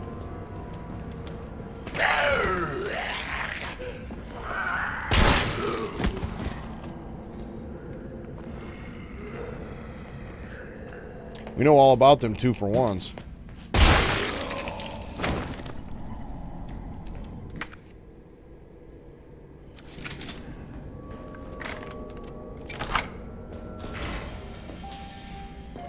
I didn't even know there was a door there, to be honest with you.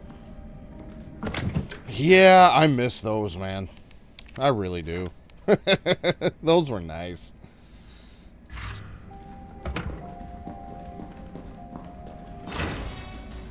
Shoot, I think this year I called in once.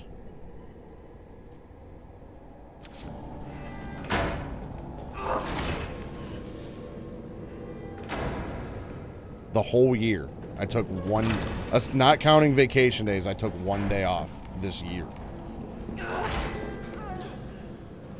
I mean, you know, given the circumstances, mine was in May.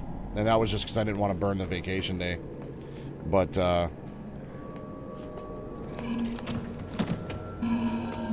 shell holder?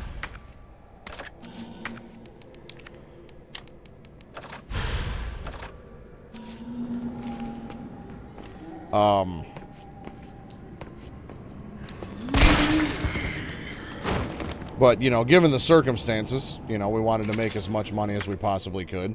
And then, not to mention, life kind of kicked my ass this year.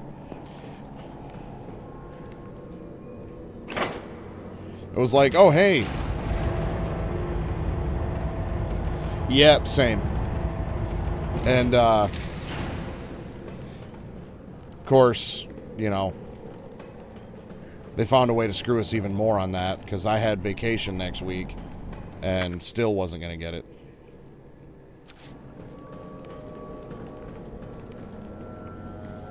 Okay.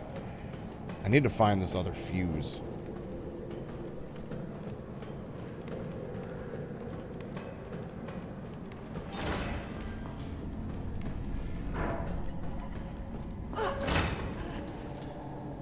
I kind of had a feeling, though, that we were going to get out of it, because we didn't...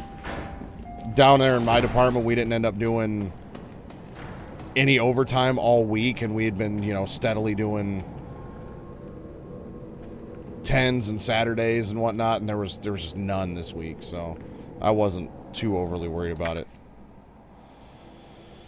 I guess I should probably head to that surveillance room. What's up, mangs? Been in LA since last Thursday. Well, how was the trip? Are you still out there now, or are you back now? Employee memo. Admitted to N2, male 45, female 32, discarded male 60, female 89. Admitted to N2, males 55, 19, female 51, discarded female 76. Returned female 8, uninfected. The 22nd, 3 males, 3 females, 6 male specimens, discarded 9 female specimens. Disposals trending upwards daily. Preemptively dispose of any over 30 years of age. Nightly transfer reserved by nurse. Admissions to underground facility temporarily halted. Oh, I'm glad you had a good time. You know, time off and such is always extremely important, as we know. It's a thing we never seem to get enough of, ever.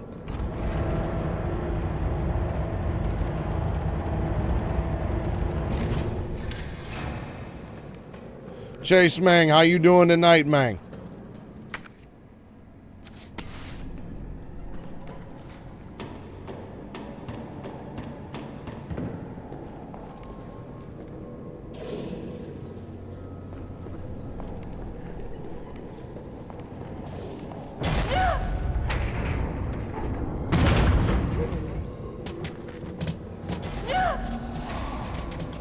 Oh, you know, I'm doing.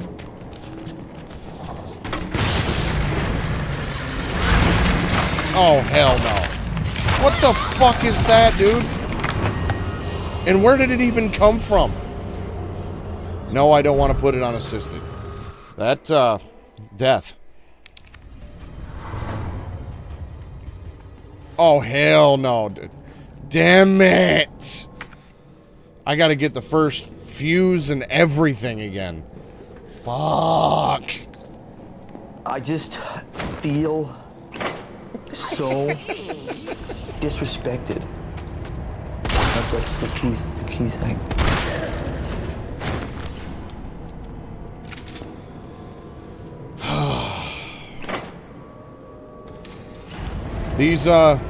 These games were unforgiving back in the day, and, well, it only makes sense that this one is too.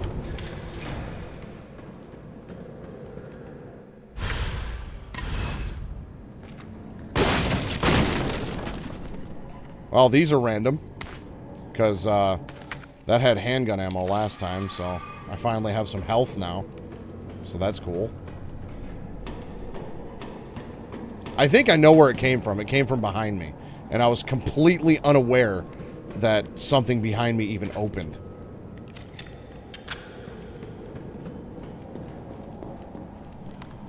Alright, old Yeller, where you at?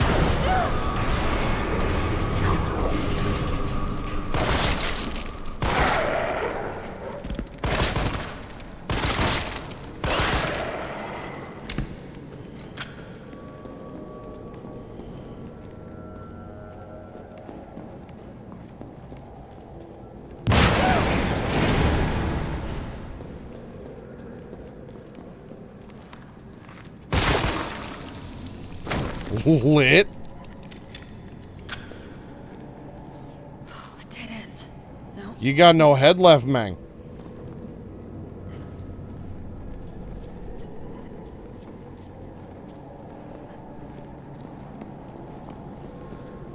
Alright, so we need to do that.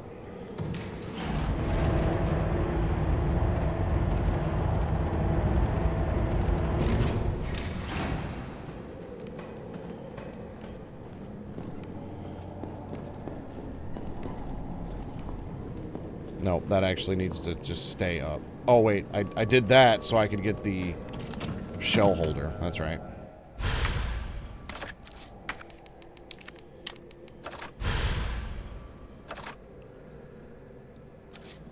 And then back up.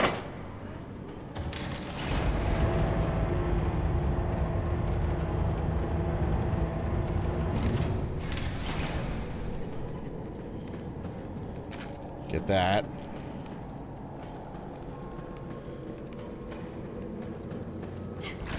Back in here.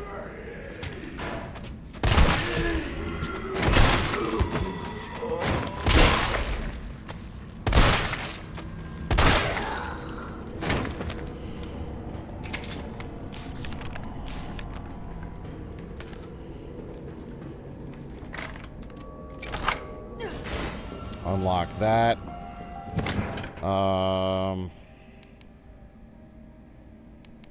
We'll put those in there for now.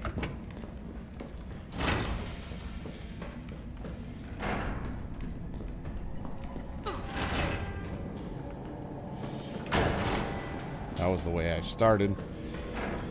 So, let's right back this way.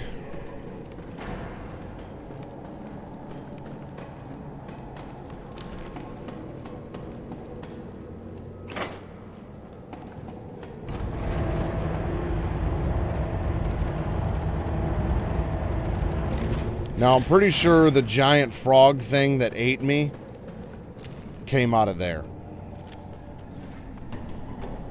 I was just distracted by what was in front of me.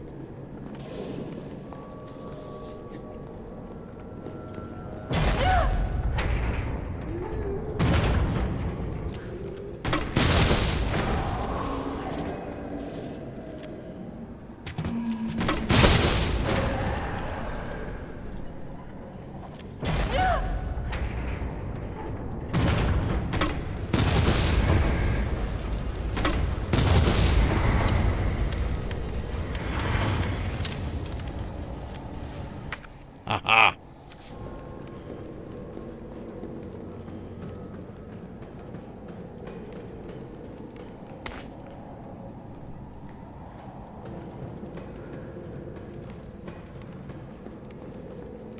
You know what?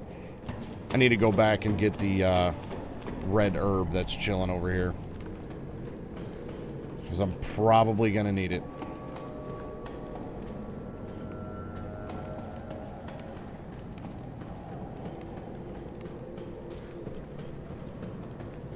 Actually, I can go this way.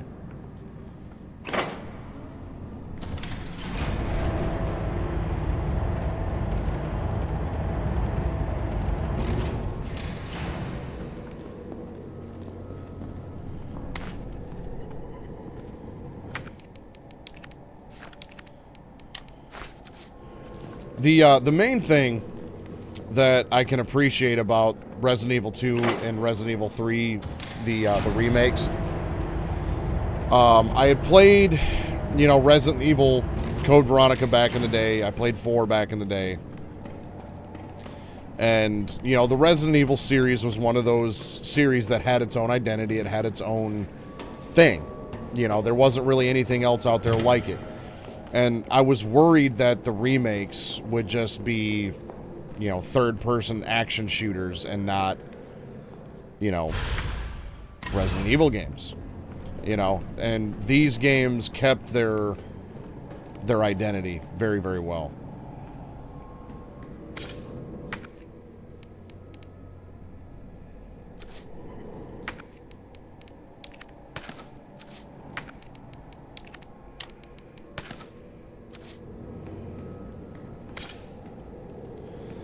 Okay. So there's fuse number 2. Now where's fuse number 3? Probably in the surveillance room, is going to be my guess.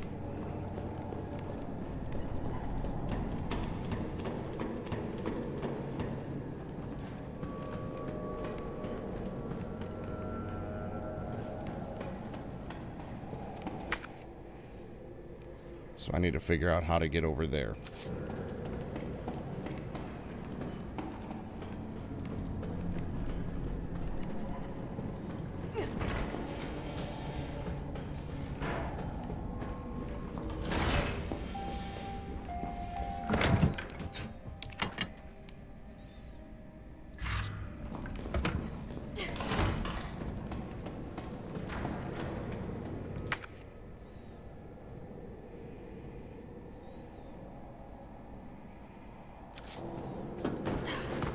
Oh, wait. The surveillance room is where I'm trying to go.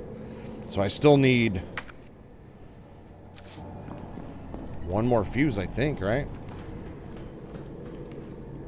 Yeah.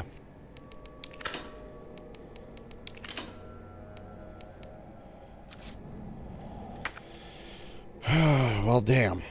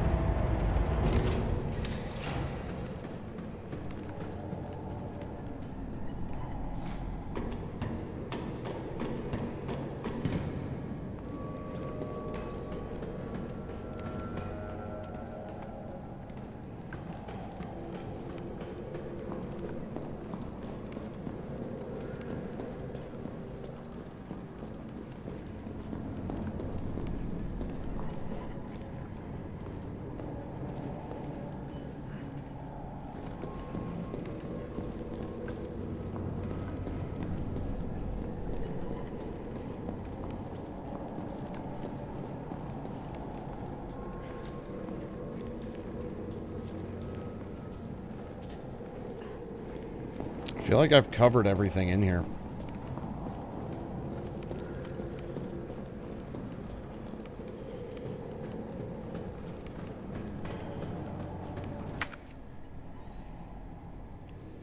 Maybe there's one back here before the office that I missed.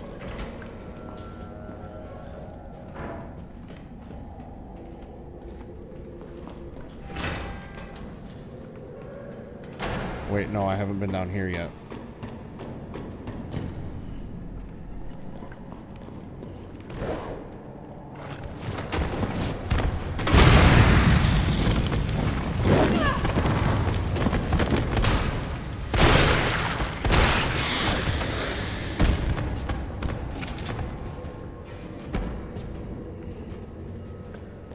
Bitch. Take that, bitch.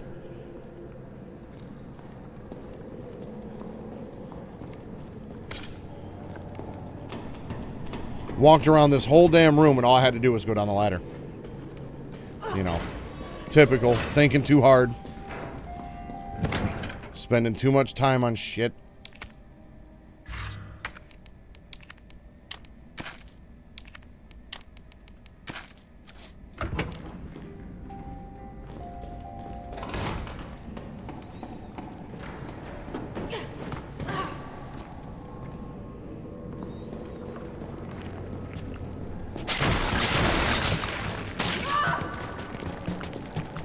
Oh, hell no.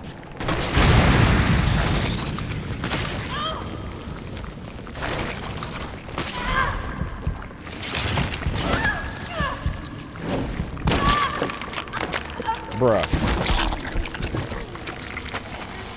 If I have to get all these damn fuses again.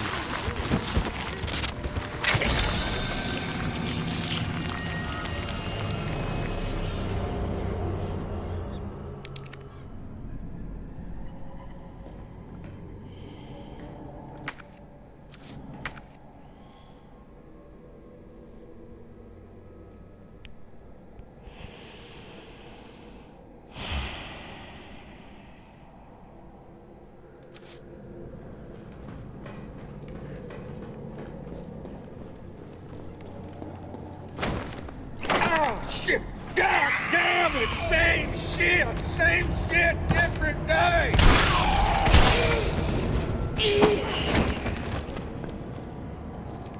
I knew it. I knew I should have made a save, and I didn't.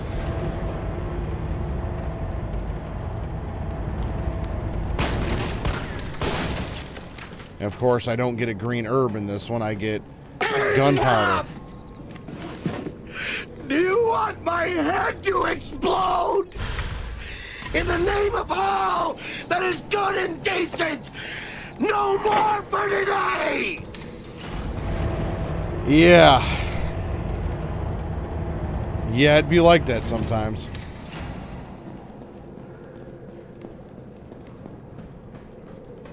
Like, you couldn't give me an autosave after I picked up the last one. Was that too much to ask?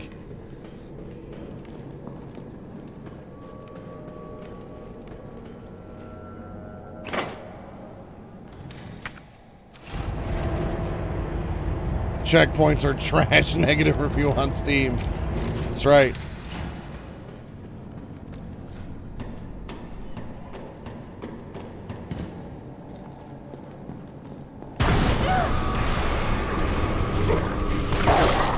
Lay down, Fido.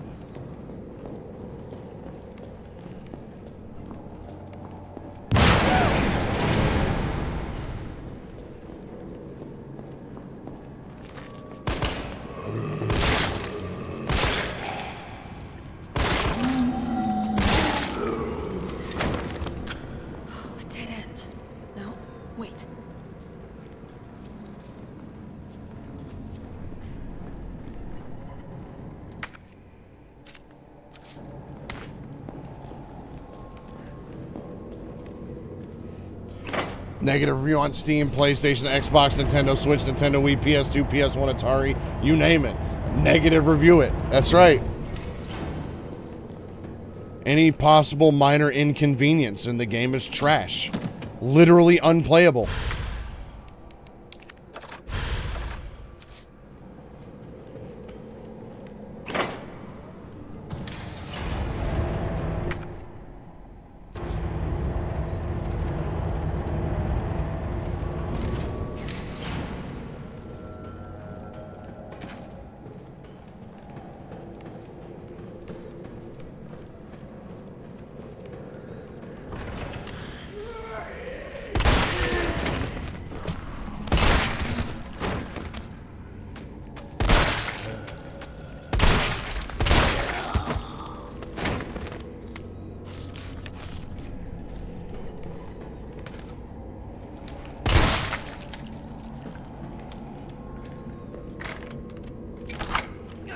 Better start.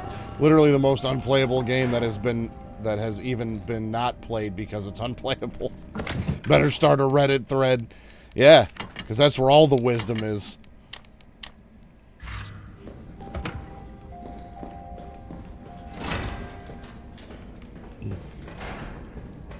Alright, well, let's head back here.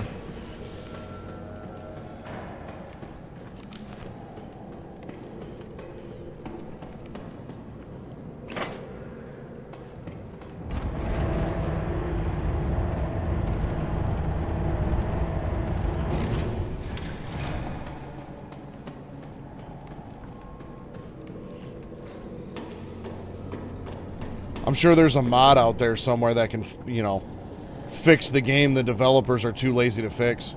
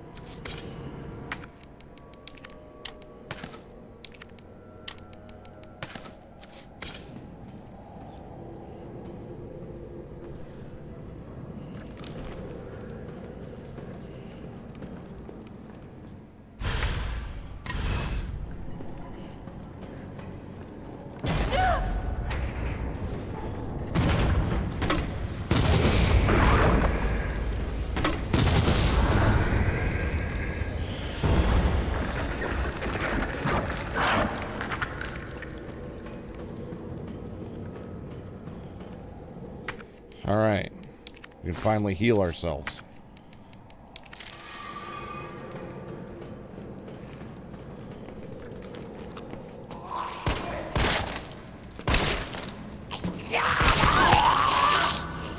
Yay, we can finally heal ourselves. You know what? I don't care anymore. All that time I spent in low health just to refill it with a green and red herb, and now I'm in a caution state again because I got eaten. By somebody that I've killed now twice and had no problems with.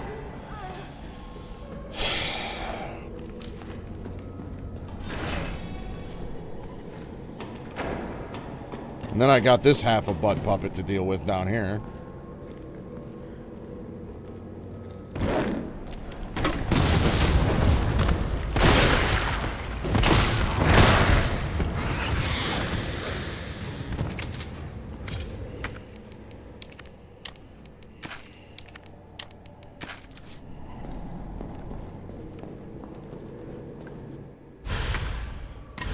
All right, here goes.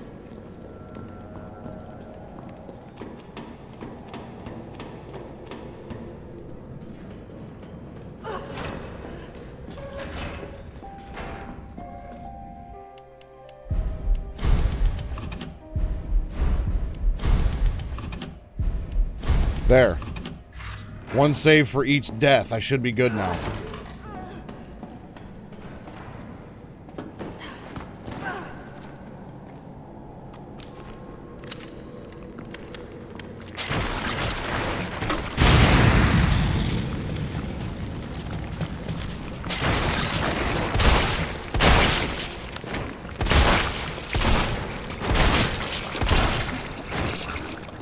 Die. Bitch!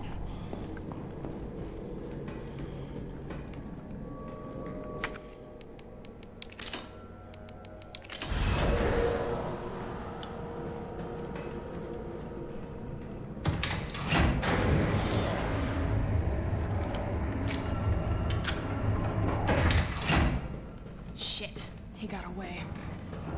Because of course he did. What's he doing in here?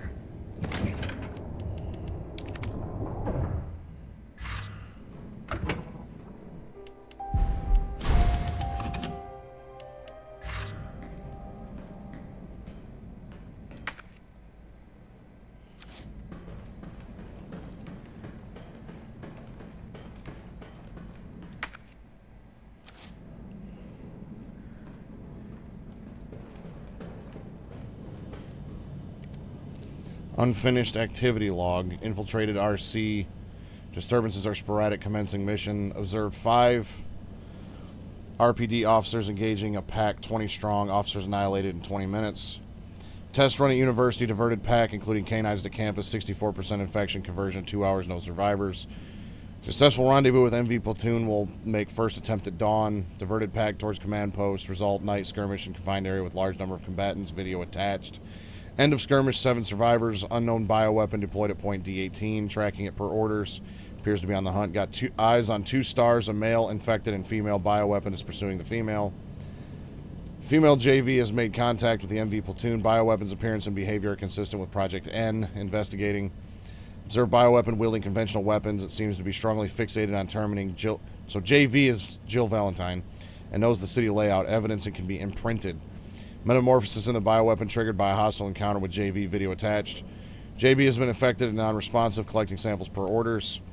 Where 17 hours have elapsed since JV's exposure to virus.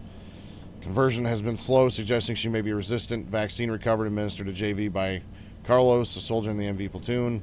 JV expected to be fit for combat approximately 20 hours post-exposure. Seems clear the bioweapon is Project N. Contact with JV caused it to change and evolve. Will induce further encounters to obtain more precise data. Fantastic.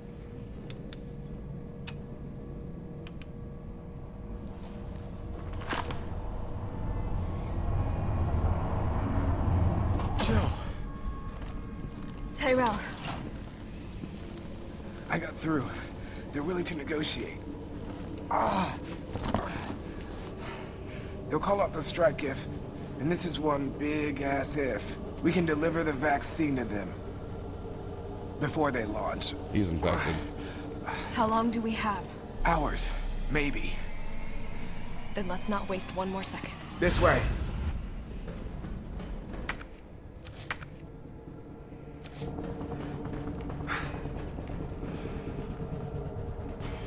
We'll find the vaccine up ahead.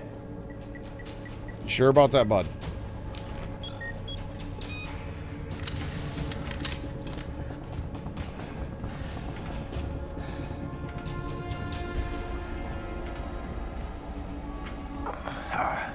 Sure you don't need to stop?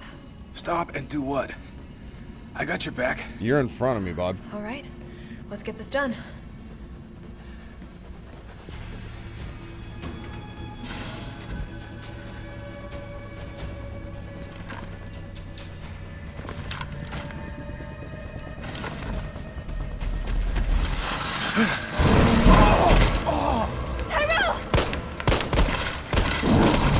Will you quit shooting your cap gun at that thing? It ain't gonna do nothing. Keep going. We're almost there. No.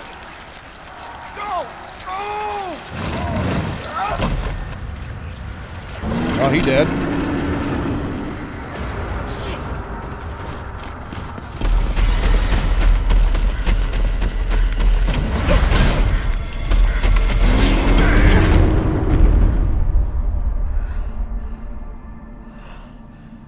That's gonna be fun. I know I'm gonna have to fight that big bitch.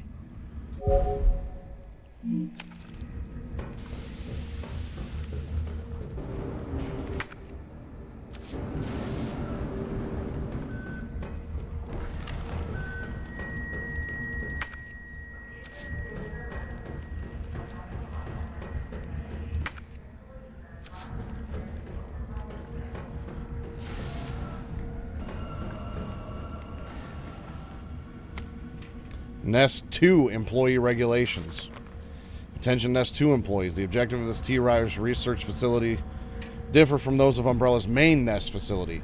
Here we focus on real-world use cases which arise as new bioweapons are created and introduced, such as the need for T-Virus vaccines and new weaponry capable of suppressing bioweapons. Some aspects of our work here can be dangerous, so it is imperative that all employees adhere to workplace regulations without fail. In particular, unauthorized entry by unapproved visitors or the removal of work-related data or materials will be met with severe disciplinary measures. It is a great honor to be part of the finest research organization in the world. Keep this in mind and stick to the rules as we forge new and revolutionary technologies. Nest map. Okay.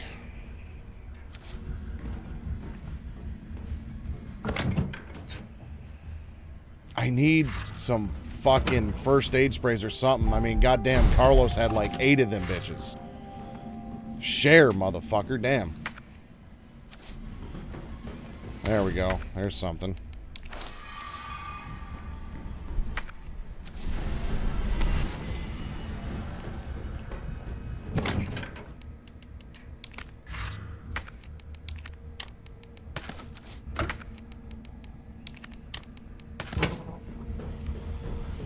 All right.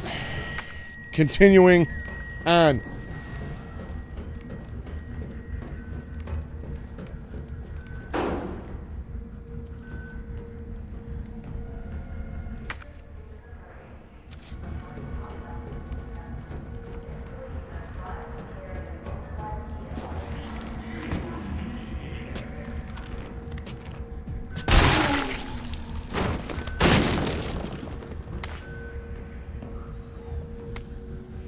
Isaac Graves' diary.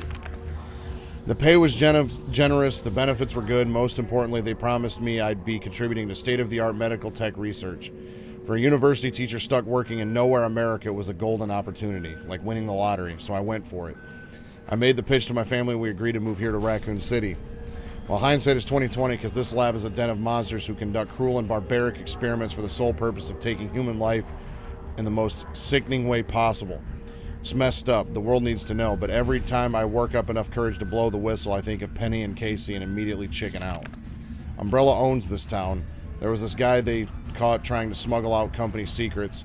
They essentially fed him to one of the betas. Fed him. I saw the whole thing. I got my wife and daughter into this. I just need to do my job, do as I'm told for their sake. But let this be a testament that I do have a conscience and that I've learned my lesson.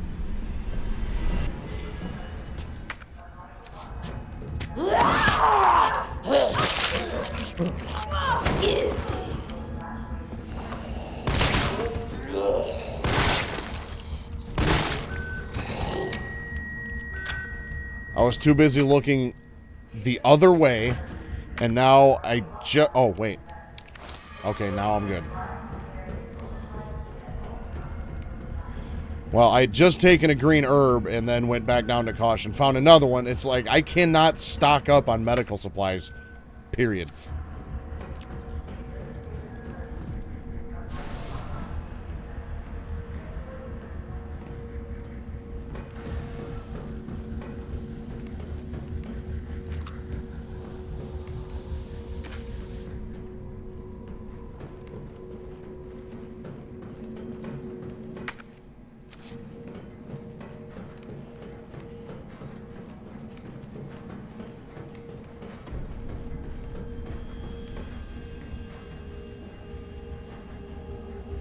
Override key successfully generated. What have we here? Override key removed.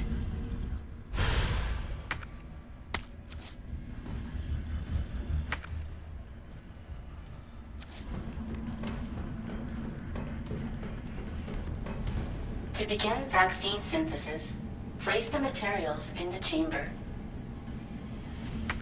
Well, that ain't gonna happen right now. I have to make it myself? Alright, gotta figure this out. Well, so far Resident Evil 1 and 2 and now 3 have some sort of, you know, thing that needs to be mixed together in just the right way.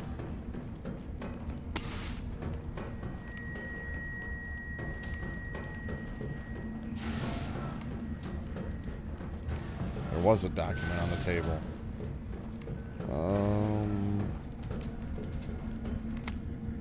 Essay on vaccine synthesis. Okay.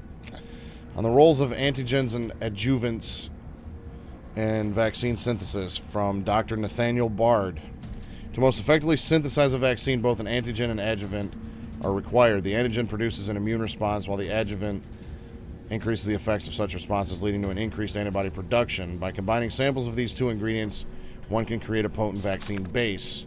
By processing this vaccine base with our proprietary equipment, a larger batch of vaccine can be created with astonishing ease. What's more, my latest antigen and adjuvant samples yield unprecedented rates of antibody production, producing more than 1,000 times the yield of traditional materials. This not only makes it an effective vaccine, but also a potential way to eliminate existing infections.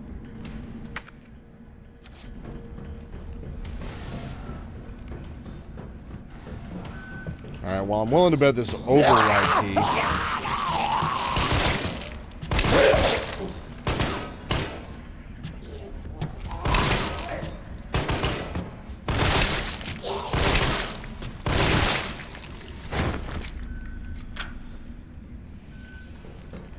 Well, I was hoping, you know, that one could be a zombie like it used to be until it took, a couple bullets to the kneecap. Override complete.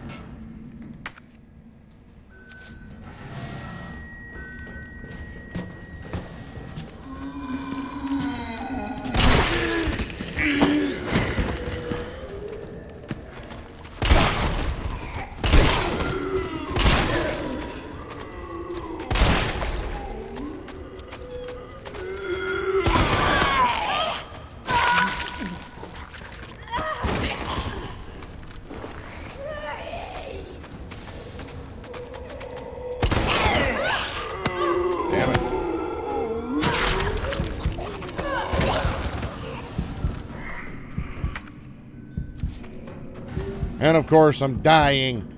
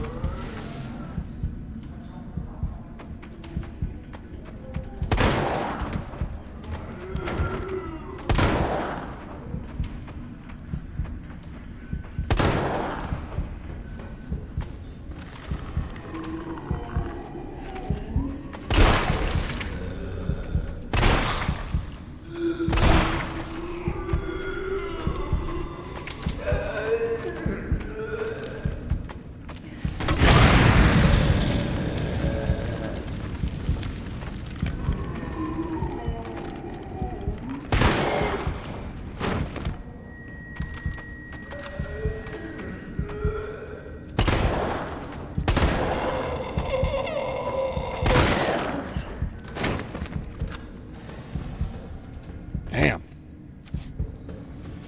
Now, those zombies right there in particular are known as Paleheads. I don't remember them being in Resident Evil 2, but they were in one of the extra survivor stories. And it was mentioned in one of those survivor stories that the only way to defeat them is with high-powered weaponry. So they're bullet sponges. And if you, like, knock them over with a regular, you know, like handgun or something like that, they'll just continuously regenerate.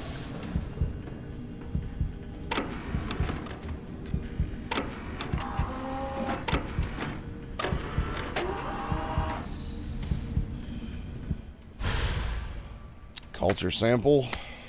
An antigen sample. I'll definitely need this for the vaccine.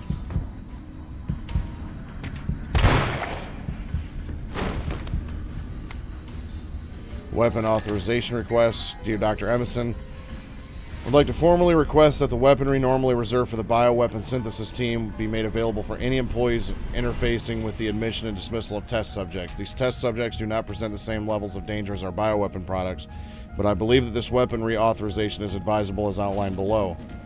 Recently, some test subjects have developed a new mutation granting them very high regrowth abilities. Our team refers to these specimens as Paleheads. They have been appearing with regularity, but the specific cause has not been yet determined.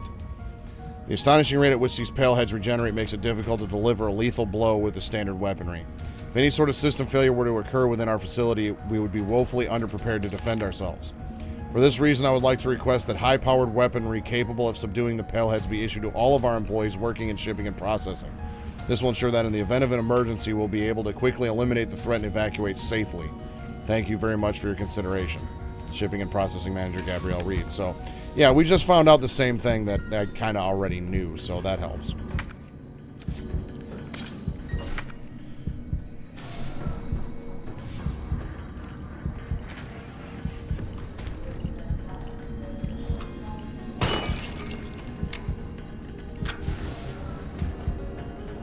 I was hoping maybe I could find a red herb here pretty soon, so that way I could fully heal myself.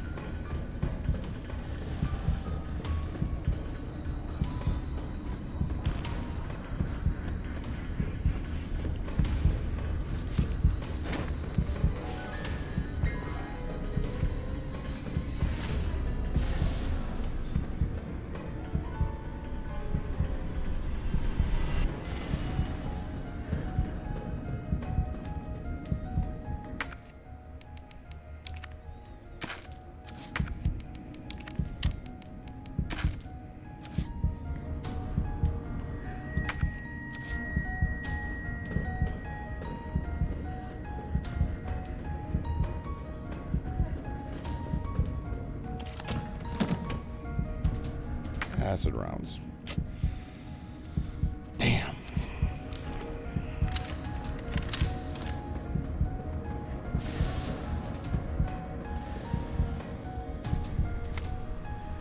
Scientist dying message. It's happened. Our worst case scenario. The T-virus has somehow leaked. Under orders from Dr. Bard, I'm to manufacture mass quantities of the vaccine. I've prepared a culture of the T-virus antigen. Now I just need to combine it with the adjuvant to enhance its effects, and I should be able to produce enough vaccine to save all surviving citizens. The adjuvant samples are stored in the incubation lab. Test subjects are already wandering the halls, but I'd better find a way to get some samples while this culture is maturing. If I don't make it back, please complete the synthesis process. Try to find a way to stop this outbreak. It's the least we can do after setting these horrifying events in motion. Alright, well, I've only got one more of these flame rounds. So I'm going to take these acid rounds. And whatever I come up against next, I will use a flame round on it. And then reload. And that'll give me my...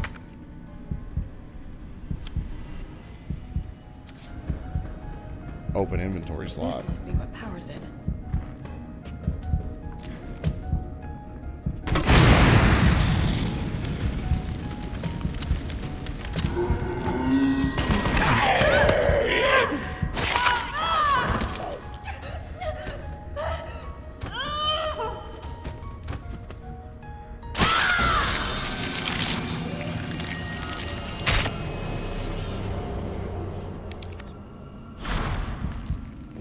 Lid.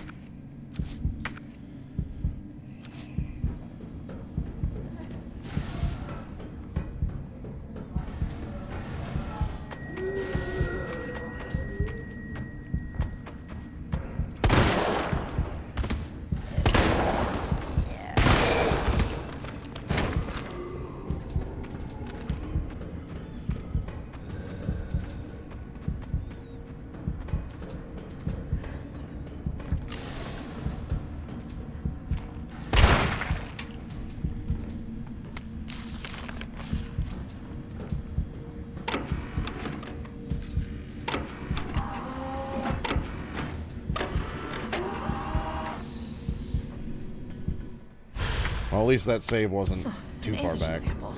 I'll definitely need this for the vaccine.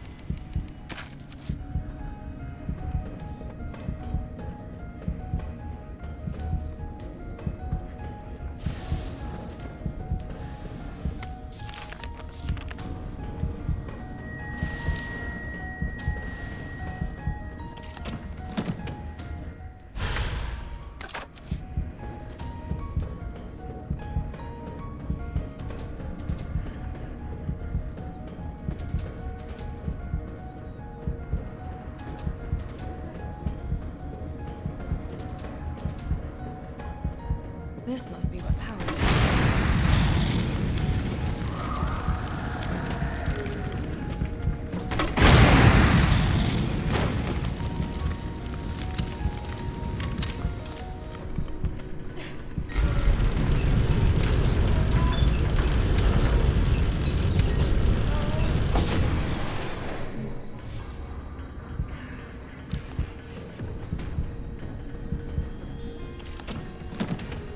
First aid spray. Lit.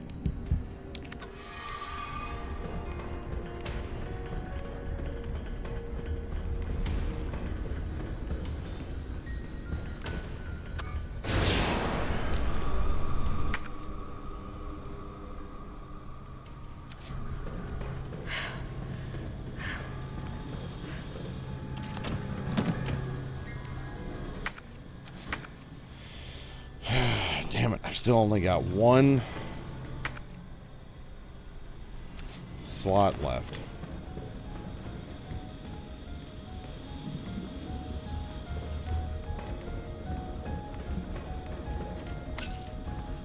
These are tyrants.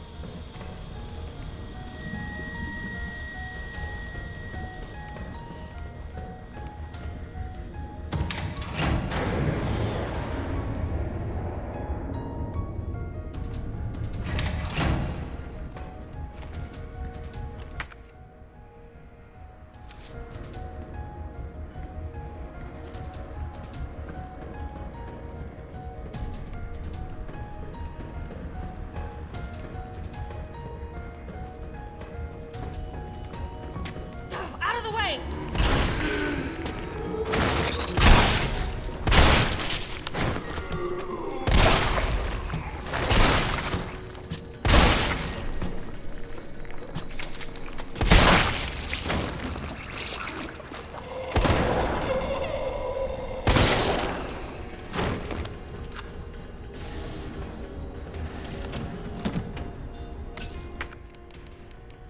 Alright, if I mix these together, I get acid rounds, so we can combine those.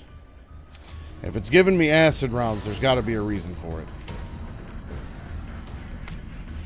Expression of concern. Senior fellow Dr. Frankel. Please allow me to send my heartfelt congratulations to you and your colleagues at Umbrella Europe for completing Nemesis, a truly remarkable achievement in the field of bioweapons research. Introducing a parasitic organism into a tyrant's brain to gain external control of it. How could I not marvel at such a wild idea? So, the Nemesis creature is a tyrant with a parasite in its brain. However, from a medical perspective, I must emphatically state my disapproval of this shift away from the established Umbrella policy. By turning to the use of parasites, you are setting a dangerous precedent. Viruses can be kept in check. I believe an effective vaccine can be developed for any virus on Earth with abundant funding and a bounty of samples, of course. Can you say the same for parasites, however? Doctors have tried in vain to develop a vaccine for malaria. Parasites like Plasmodium are far more genetically complex than the T-virus, and to think they will submit to control is utter folly. Perhaps in your country, consumers are willing to buy automobiles with no brakes, but here in America, they know better. Then again, I recall you have a degree in economics, so no doubt you've already devised a brilliant marketing strategy to win over the naysayers. I look forward to your talk at the forum in Berlin next month. In the meantime, I shall be exploring medical solutions to this hubristic problem you foisted on us. Nathaniel Bard. It's called the Nemesis. Didn't realize I still had the big guy out.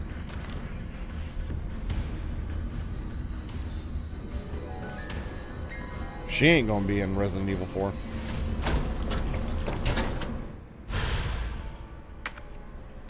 An adjuvant sample. These are combined with antigens to increase immune system response.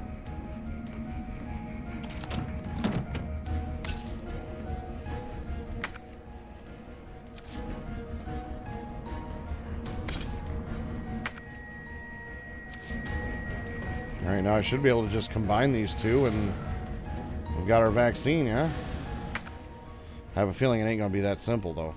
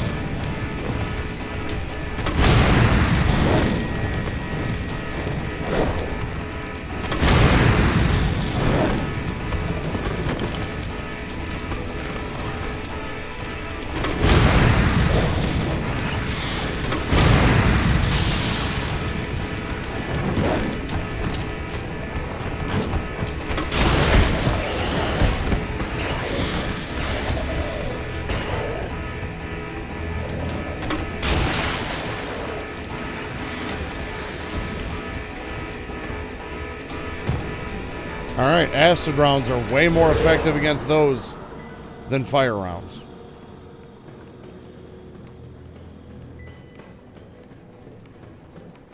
Had a feeling there was a reason I was getting those.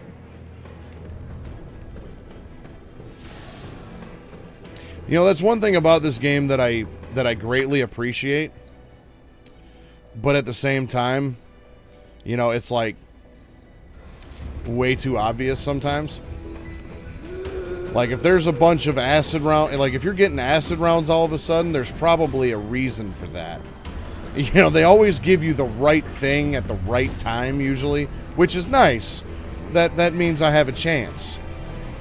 You know, but then sometimes it's just like, I think, yeah, this is where I'm supposed to use this now.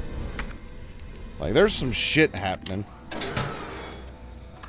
Unauthorized materials detected. Either I've got this wrong or I missed.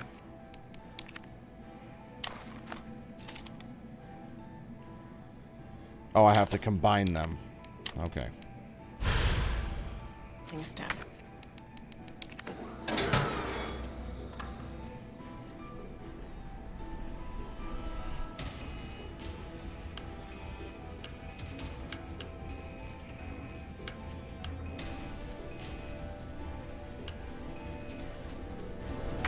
Okay, files. Processing this vaccine with our proprietary equipment.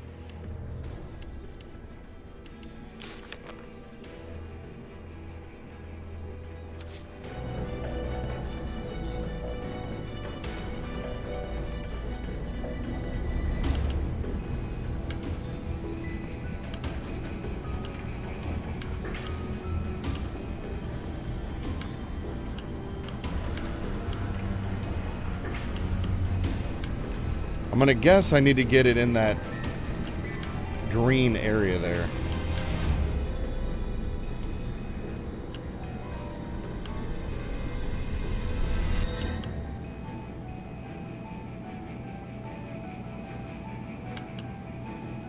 There we go. Synthesizing vaccine.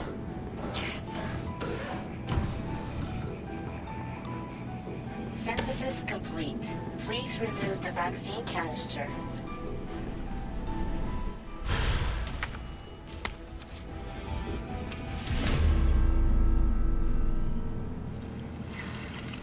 Of course. Where you at, Carlos?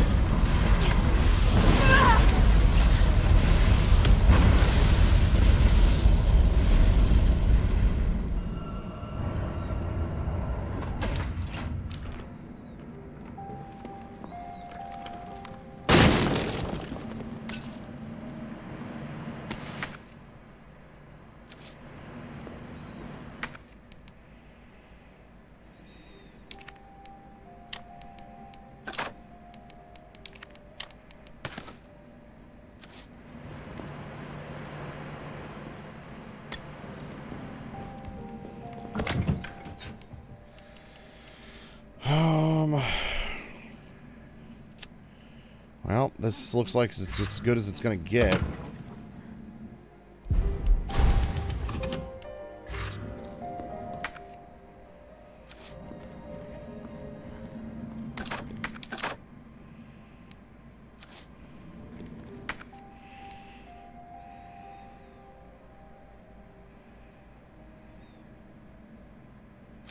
Suppose, against my better judgment, I'll put that back so I can carry those.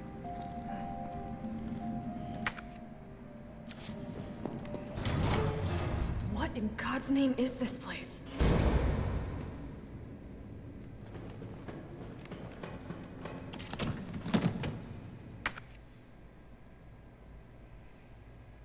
Well, shit.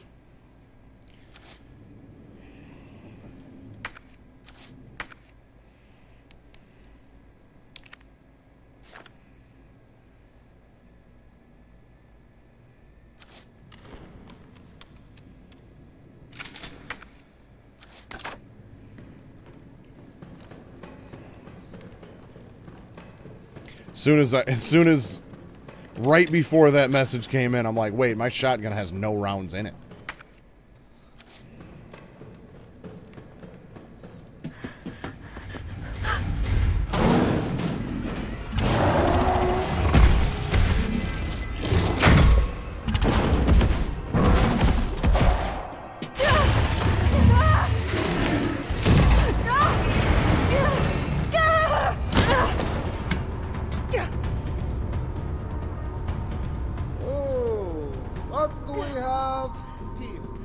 Nikolai, This fucking guy.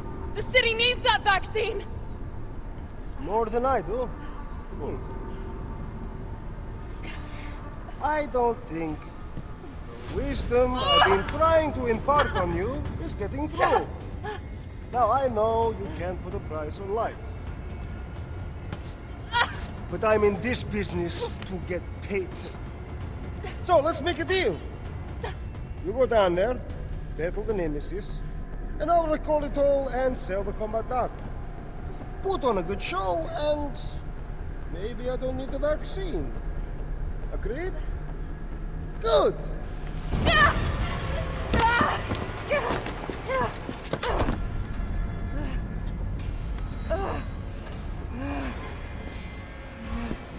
Alright, here we go.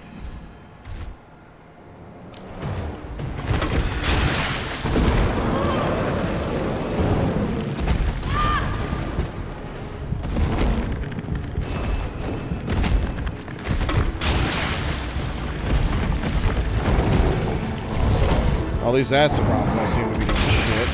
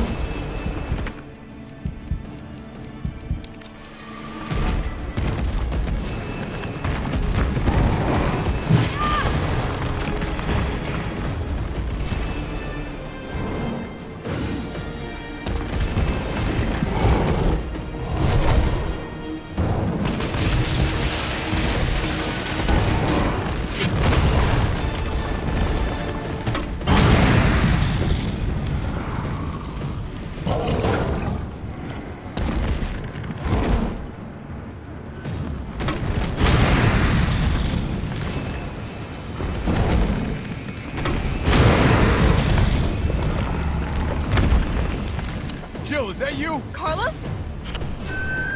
You're okay. Let me spot for you. Good idea.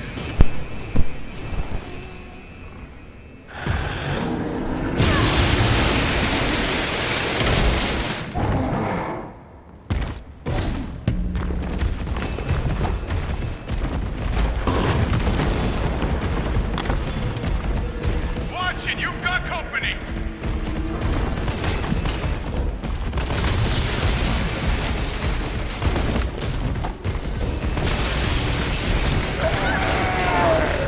Oh, I guess that's what he meant.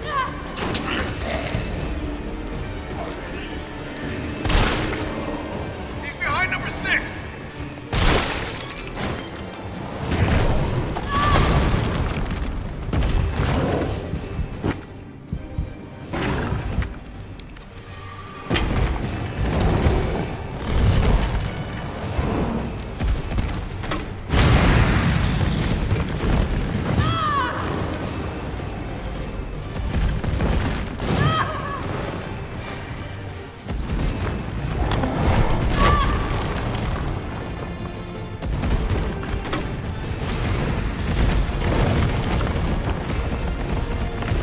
Here comes some more.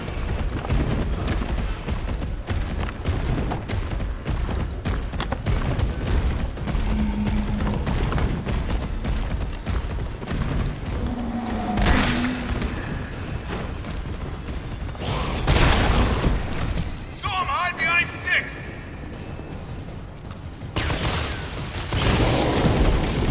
Now, rip that fucker apart.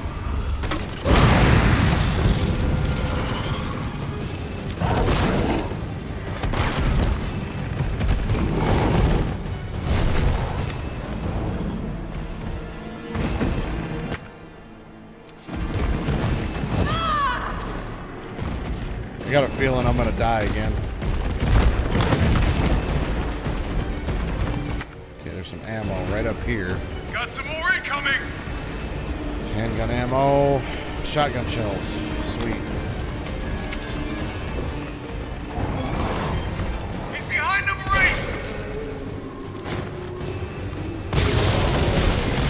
Yeah.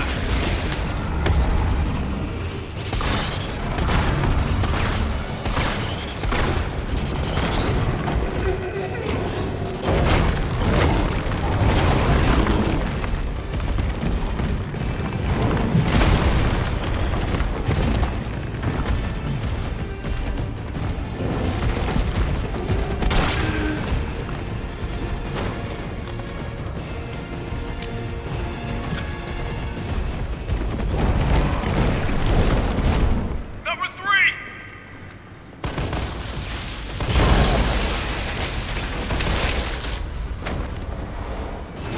I got this. Oh shit. Not what I intended to hit. But I'll take it. Don't give up. I think he's on his last legs.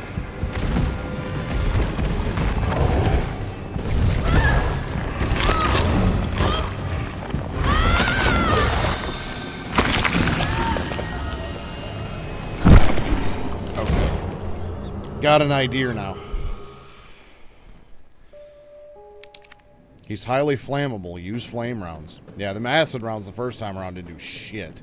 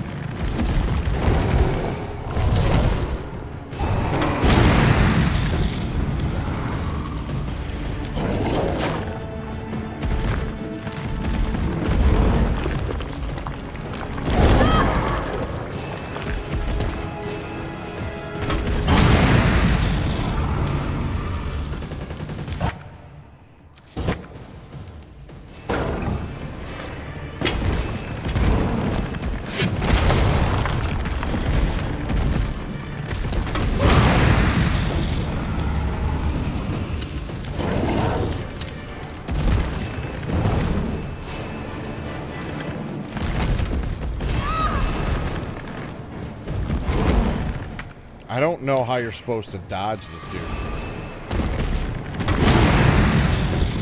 Unless I'm supposed to hit him again when he's running towards me. That might be a possibility. Other than that, I got no ideas. Is that you? Carlos? You're okay. Let me spot for you. Good idea. Yeah, good idea, Carlos.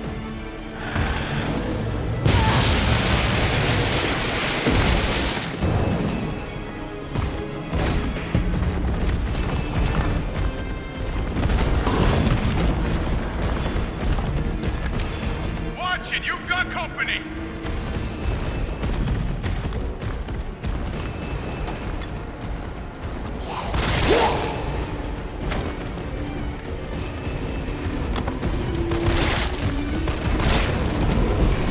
He's hiding behind tank 3. Now, rip that fucker apart.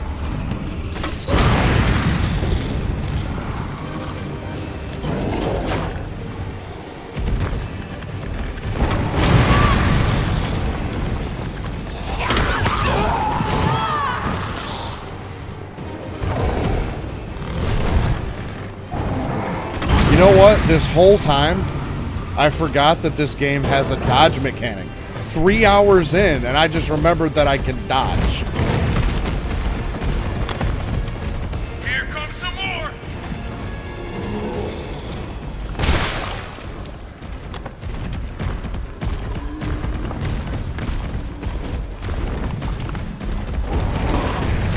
Number 1.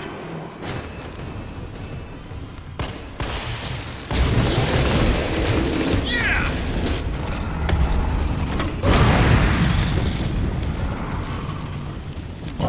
It's just, I played so much of the second one, and that didn't exist in that game.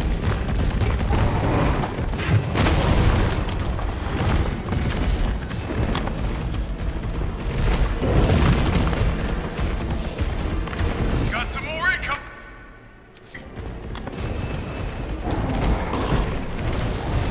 Number 5.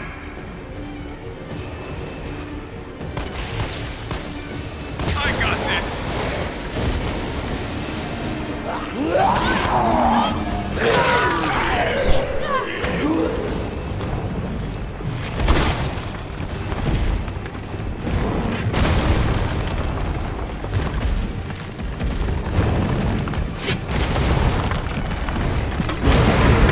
Yeah!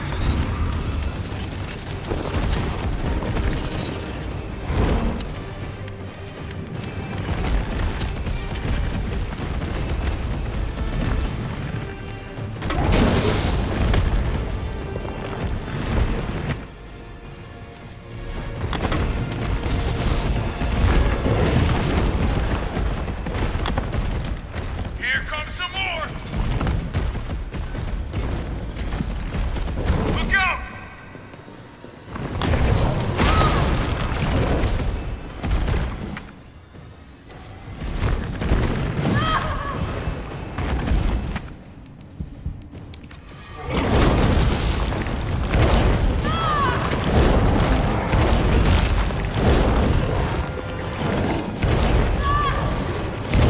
I'm sorry, how the fuck am I supposed to dodge that?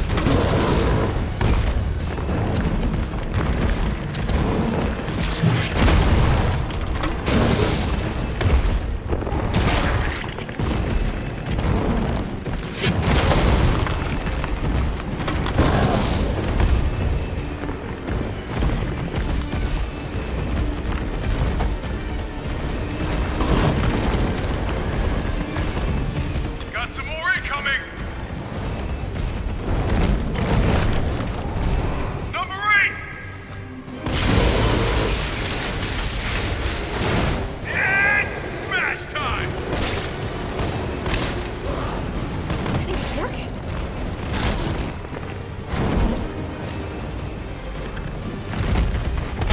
Yeah!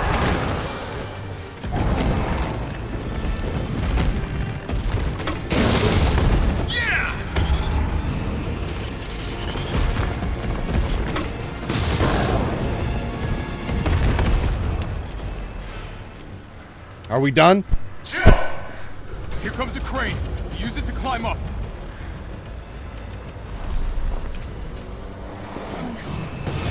Seriously? We're not done? We're still not done?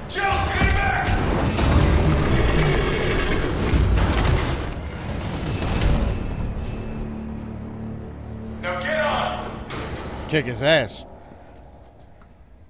Kick that motherfucker ass. Kick his ass.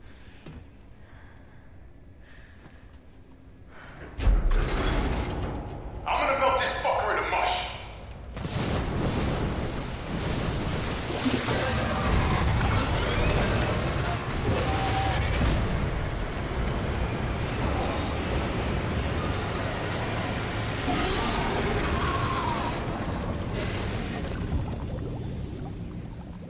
That's one way to do it.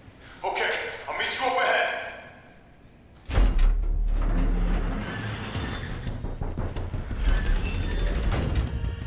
Nikolai, where did you go?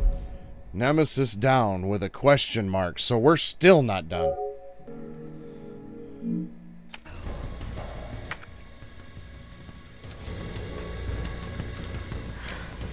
I have to get that vaccine back.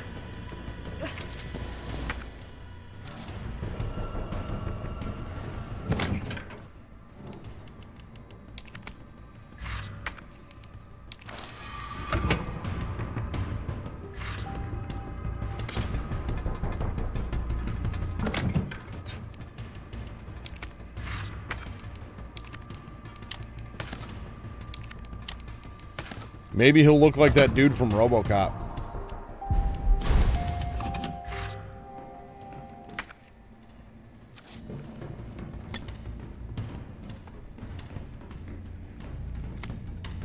Weapons.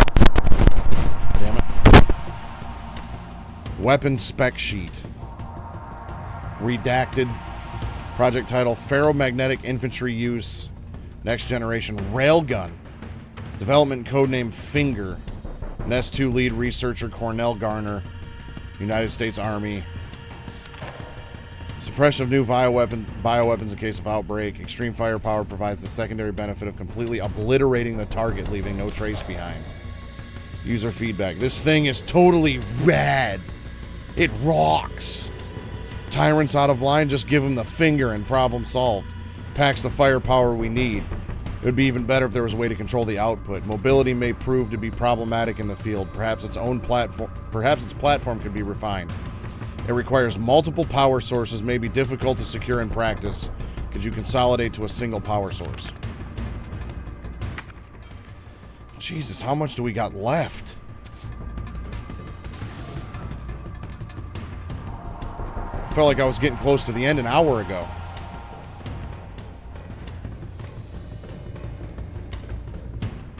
Then again, I probably would have been a lot closer to the end if I remembered to dodge. It's done. Give me the vaccine, you greedy son of a bitch. No. You bring money. I like money. We shall make ours an ongoing arrangement. Now drop the gun!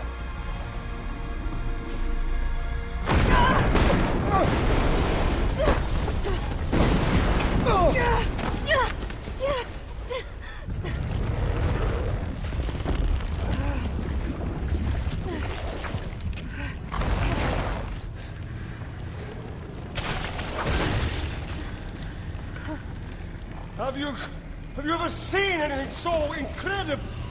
The data on this would be worth millions. But, you know how it is. City's about to explode, and you can't put a price on life. Good luck! Nikolai! Jill! Go after Nikolai! He's got the vaccine! What about you? We're running out of time. I've got this. We ain't got shit. Look, just so you know, this is the last fucking time.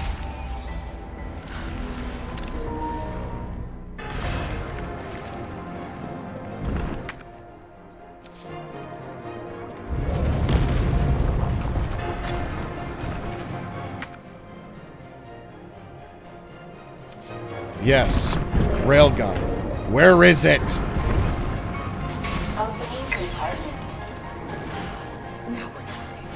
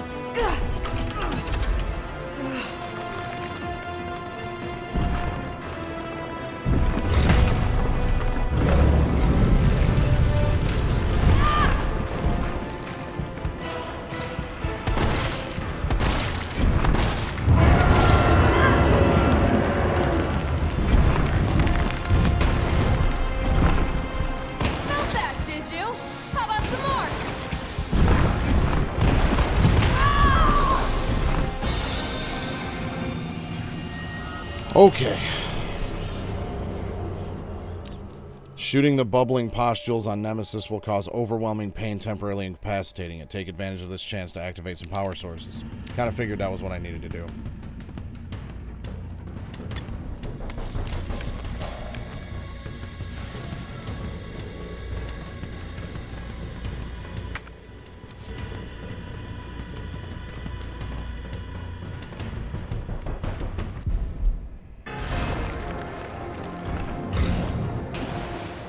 Opening compartment. Now we're talking.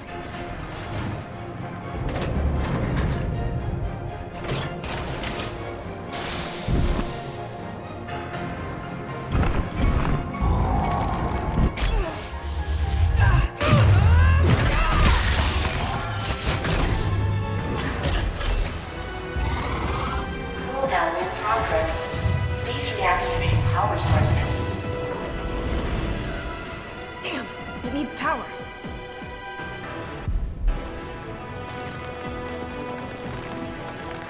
Felt that, did you? How about some more?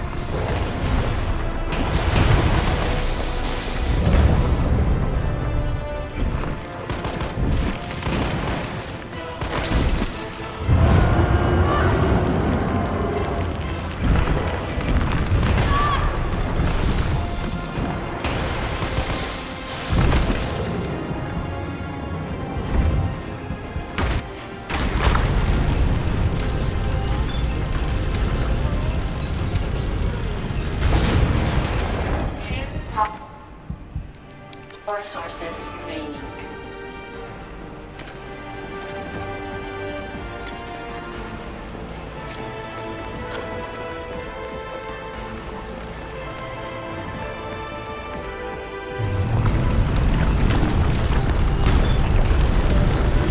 Go ahead!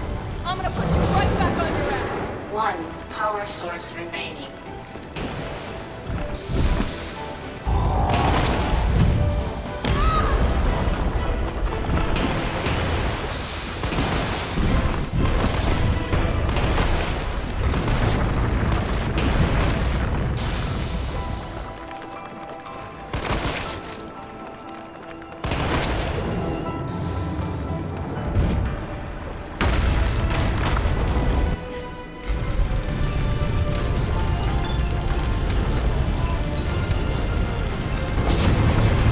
All power sources activated. Powering You think I don't know how to fuck you up?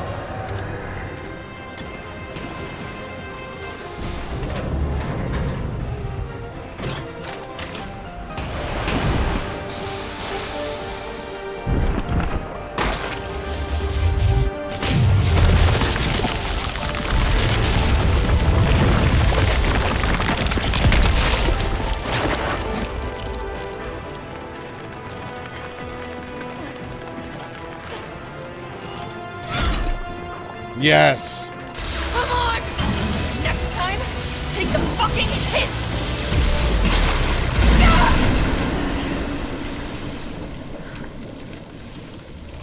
Damn.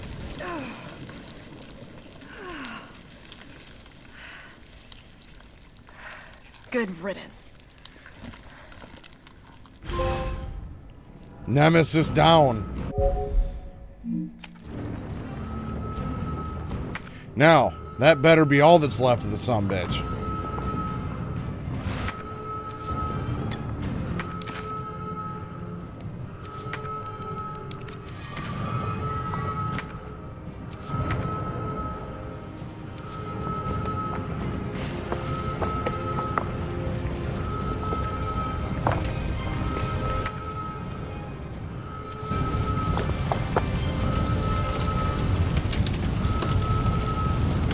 Honestly, I honestly straight up thought we were going down the hole.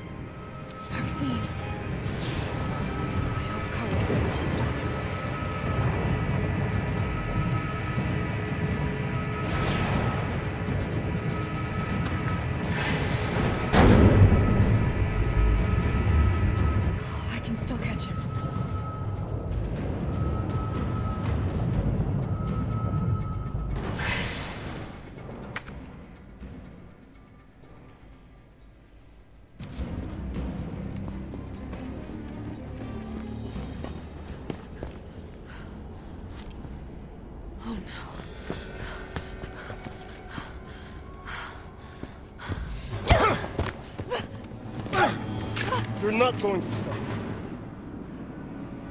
Promised you this, didn't I? No! Do you have any idea what you've just done? No, don't care. My client ordered me to reduce Umbrella to rub. 10 minutes until missile Ah. impact. The missile has launched. And that is my cue. Goodbye, Miss Valentine. Shame you didn't listen to me when you had the chance.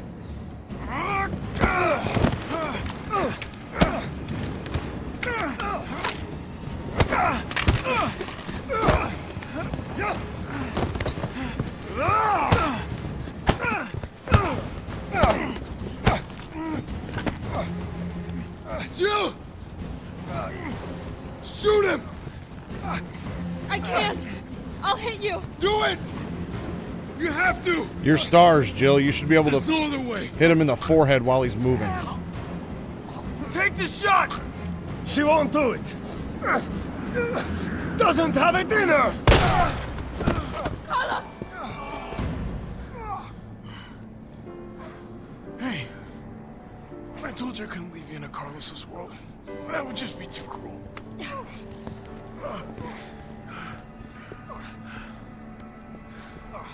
What about him?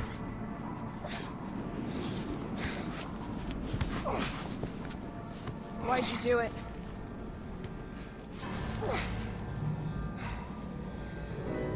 There's a price tag for everything. Even letting the world burn. Who are you working for? I'll tell you, if you get me out of here. I'll pay you whatever He's you working want. for Wesker. You're a fool. You're a fool! If I die, you'll never find out the truth. I don't mind a little detective work.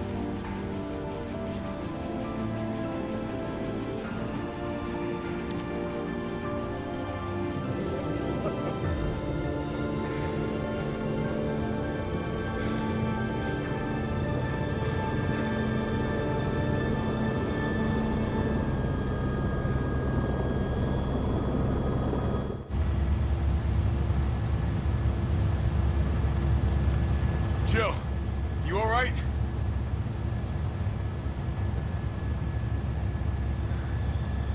There it is.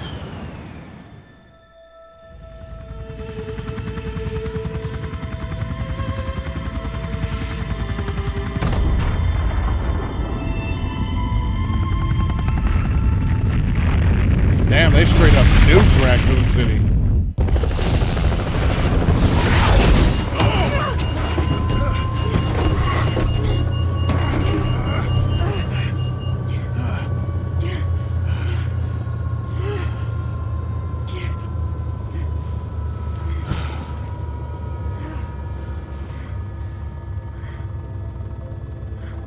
It's finally over.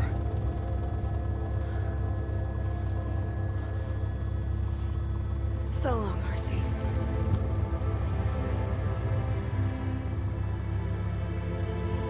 Well, I felt empty and cold All right, as the heat hold from on. the blast washed over us. All this death wasn't caused by a monster-making virus. It was greed. Human greed. I decided then and there, the ashes of Raccoon City would be Umbrella's ashes too. I would end them, once and for all.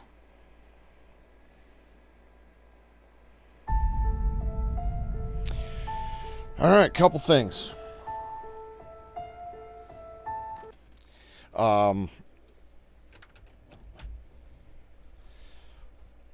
First of all,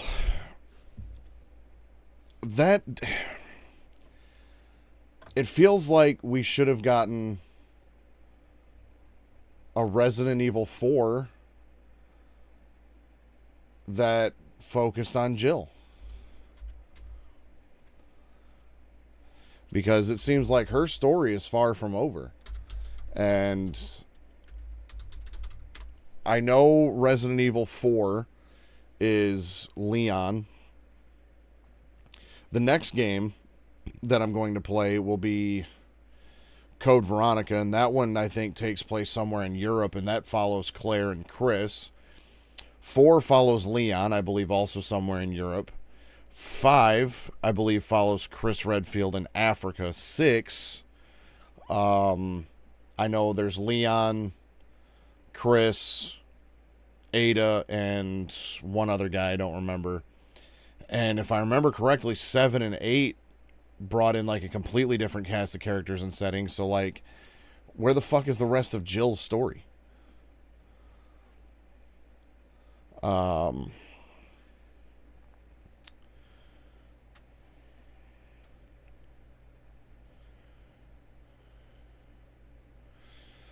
Let's see here.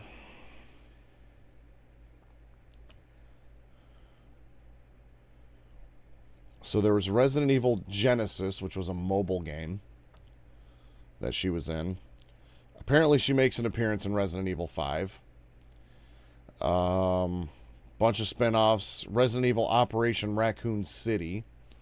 That was a squad-based third-person shooter. I'm guessing multiplayer-based deal.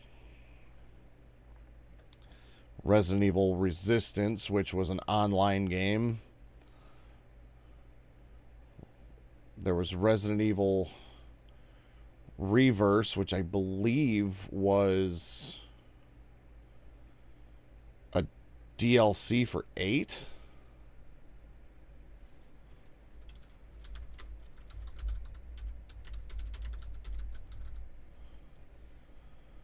No, it was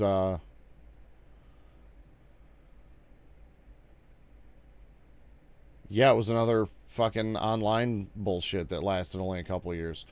So,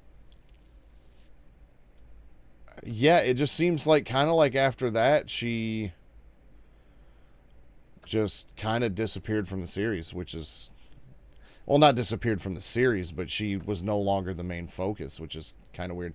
I thought she was in one of the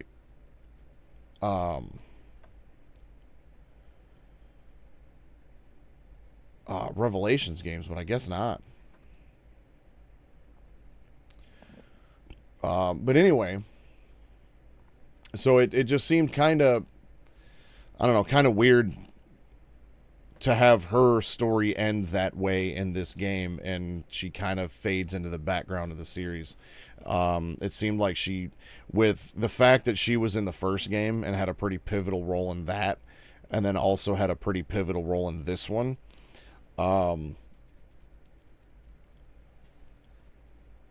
so I mean, I know she's there, but it's just kind of interesting that she's like no longer the main character. But there's been a long-standing rumor that Resident Evil 3 was actually Code Veronica was supposed to be Resident Evil 3, and then like they wanted to do a trilogy for PlayStation, so they just kind of did Resident Evil 3.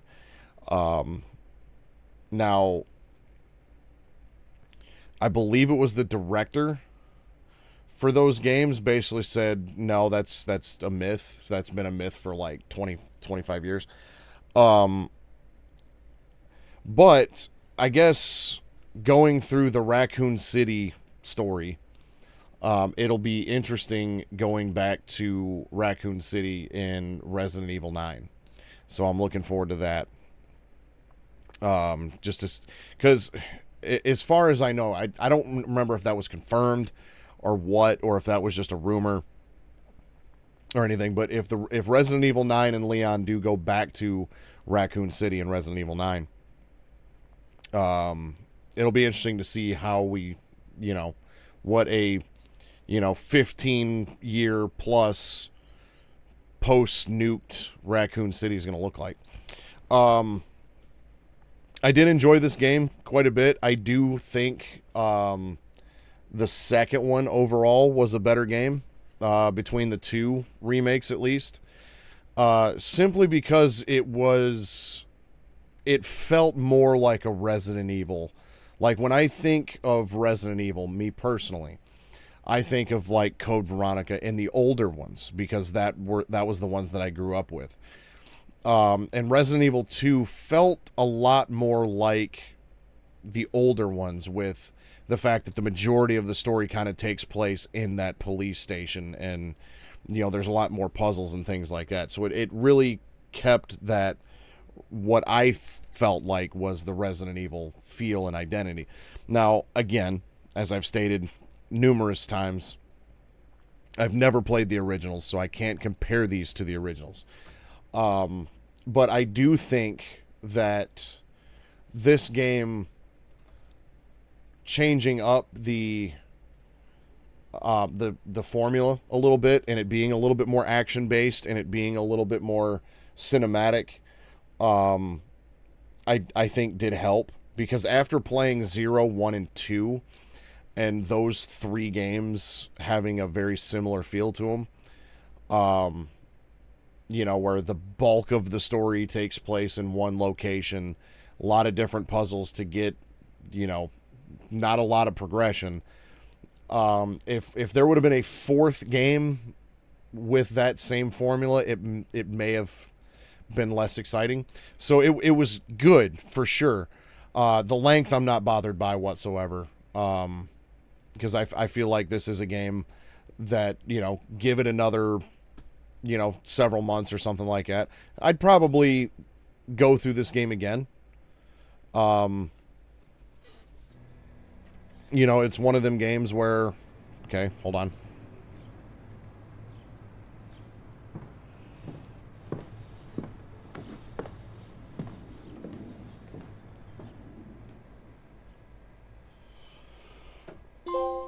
Never mind. That's all we got. All right, so 5 hours, 20 minutes, 26 saves, 11 deaths with a rank of C.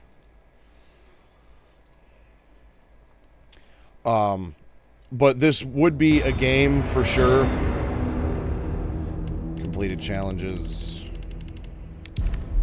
The shop has been unlocked. You can now purchase items from the shop, which is accessible via the main menu. Points used to unlock items can be earned by completing in-game challenges.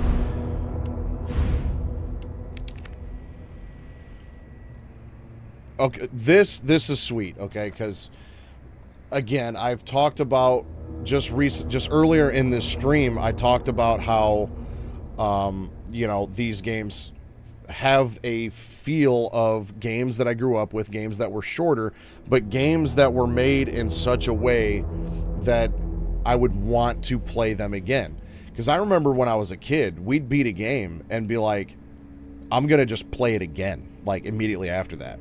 Like with Metal Gear Solid, it's like, okay, you have the option to save Meryl, and if you don't, you get a different item. So then that compelled me to play it again. So by having this, because I don't care about the, like in Resident Evil 2, I had no desire to do these, you know, all these like records and rewards and stuff.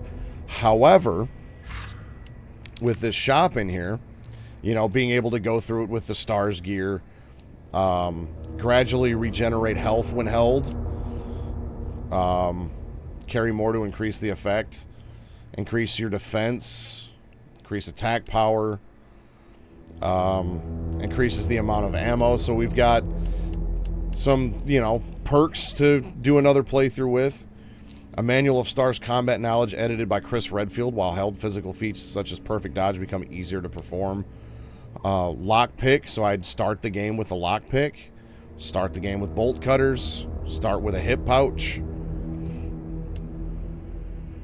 Hot dagger. An Umbrella-developed anti-bioweapon knife is used by those who like to show off. Can be superheated, causing the target to burst into flames. Samurai Edge handgun. Energy weapon. Infinite MUP handgun. Very well balanced 16-shot 9mm handgun. Pinpoint accuracy led to its adoption in countless militaries. Assault rifle. So I'm assuming these would be available, or, you know, at least early in game, if not at the beginning of the game. So, you know, that I kind of dig that because, yeah, then, you know, starting with a little bit of a bigger inventory or starting with a lockpick would be beneficial. You know, getting more ammo, you know, stuff like that. I dig that. Now, I wonder if...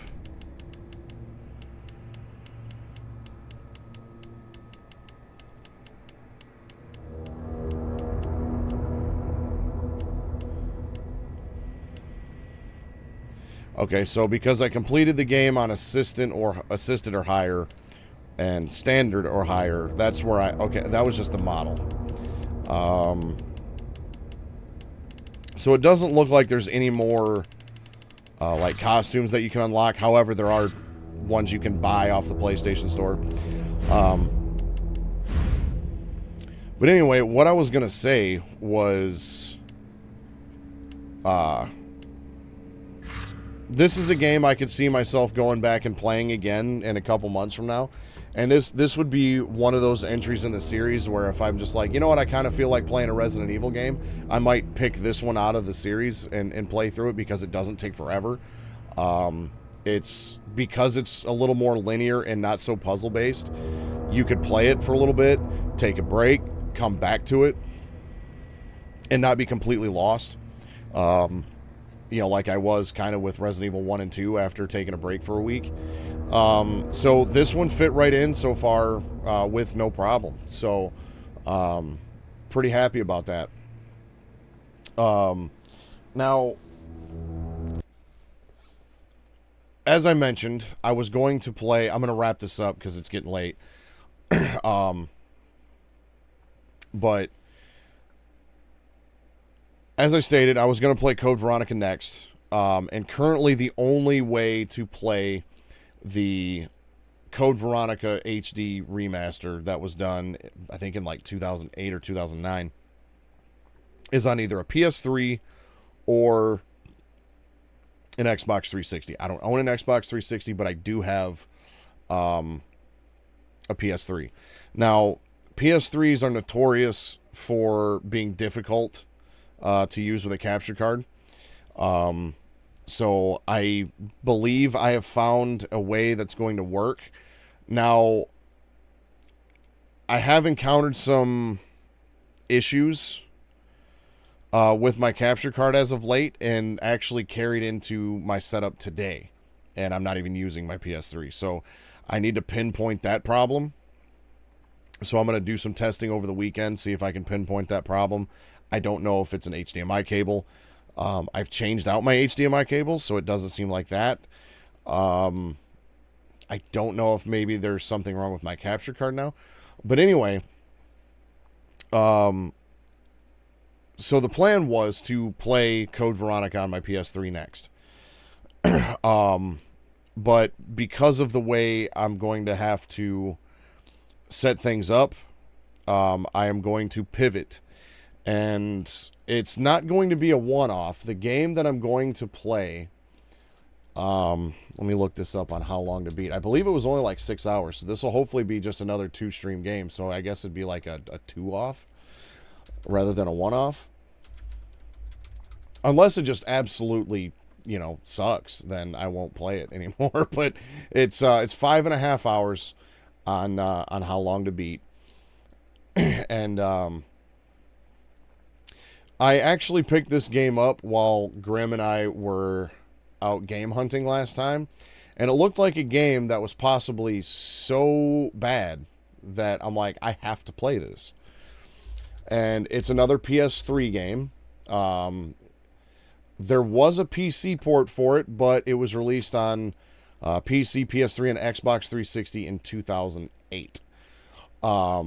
It is called Lost Viadomus. Yes, it is a video game based around the hit TV show of Lost. I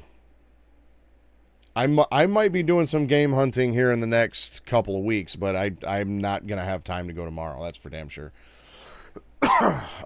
Maybe like next weekend or something like that. But so I'm going to be playing the Lost video game. It was developed in February. It was released in February 2008, and it was developed and published by Ubisoft. Now, we talk a lot of shit about Ubisoft these days, and a lot of it's warranted. However, Ubisoft,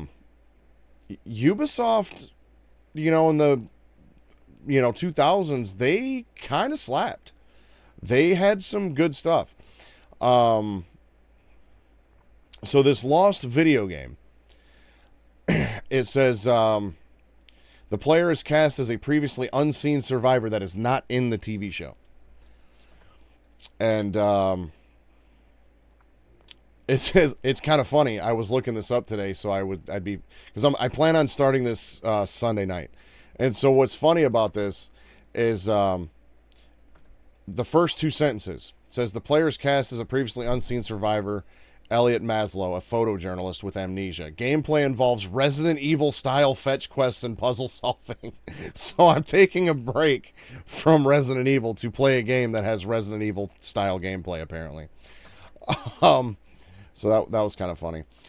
But one thing that I wanted to do that I thought would just be kind of fun was I was thinking that before I call it a night here, we would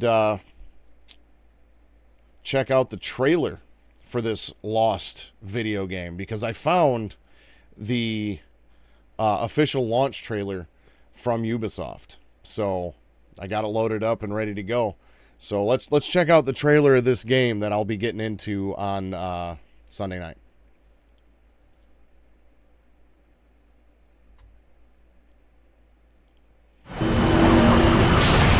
Hold on.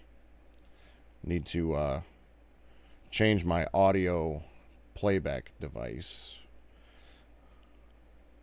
There we go. Should be that one.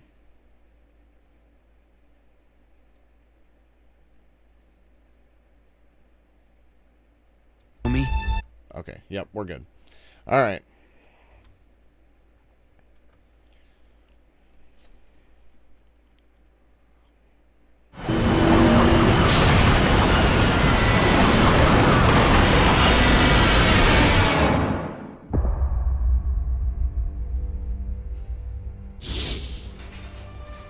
I can't remember my name or my past.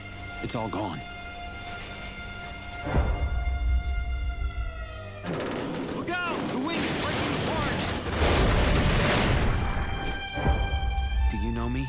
I'd say you're suffering from amnesia brought on by the crash. Everything that happens for a reason. I'm gonna kill you. I gotta figure out who the hell I am. I'm not just sitting around waiting for rescue. Via Domus means the way home. We think you might be the one.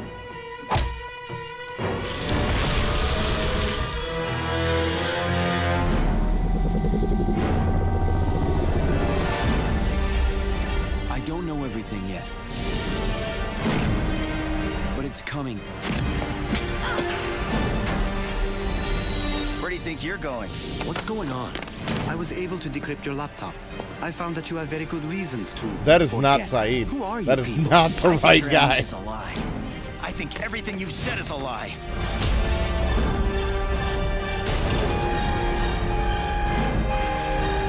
The island gave you that compass. You may find the answers you're looking for.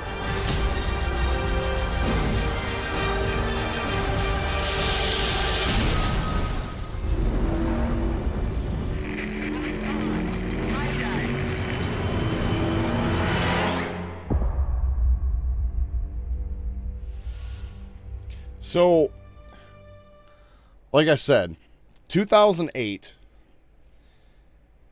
in for the PS3 era of games. It looks like it has some potential. Now, Lost, for those of you that aren't aware of this, Lost was a halfway decent show when it came out. It started off halfway decent anyways. And we've actually, Mrs. Suave and I have started watching that show with my kids. And now is the perfect time for me to go through this game for a couple reasons. Number one, it will allow me to fully test the setup that I will be using on my PS3 for streams with my capture card. It'll kind of be my guinea pig. But from what I understand, the game takes place during seasons 1 through 3 of the show. We just finished season 3 like 2 days ago. So everything that's happened in that show in seasons 1, 2, and 3 is fresh in my memory.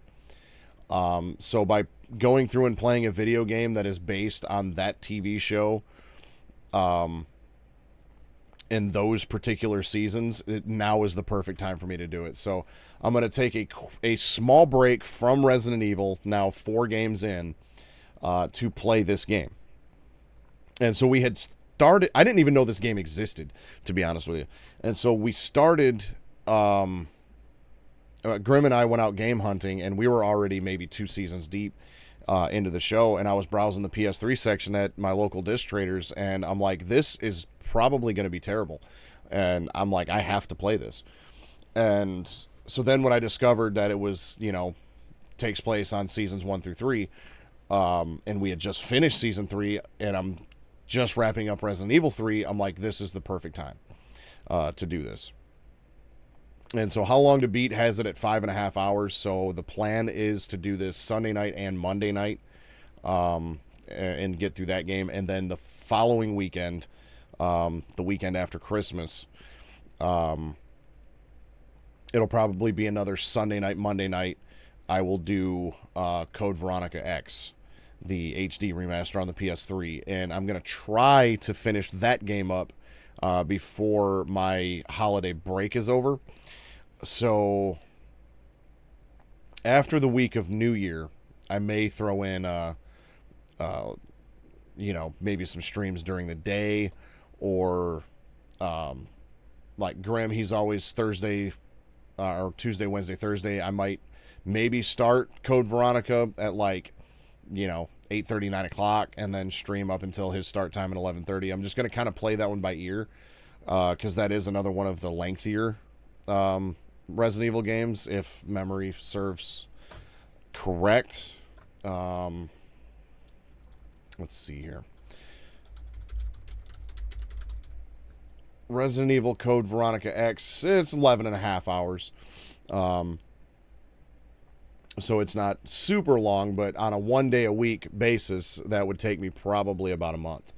So I would like to try to get that one done, and it looks like it's going to be, probably be a 4-stream game likely. So if I can get that done in like 2 weeks, then that could maybe put me on track to getting a little bit closer to that Resident Evil 9 release window in February. I don't think I'm going to get to it though. But with that being said, it is an hour past when I planned on stopping. So we're going to call it a night. I will go over some more details of the Lost video game when I get started on it Sunday night. Grim, thanks for hanging out with me all night as per usual. Petiti, thanks for stopping by for a little while and hanging out. I appreciate you. And Chase, the motherfucking Mang Base, thanks for hanging out for a little while as well too. I appreciate that as always. So this has been Resident Evil 3. And I'll see you back Sunday for Lost Via Domus. Until next time, stay suave.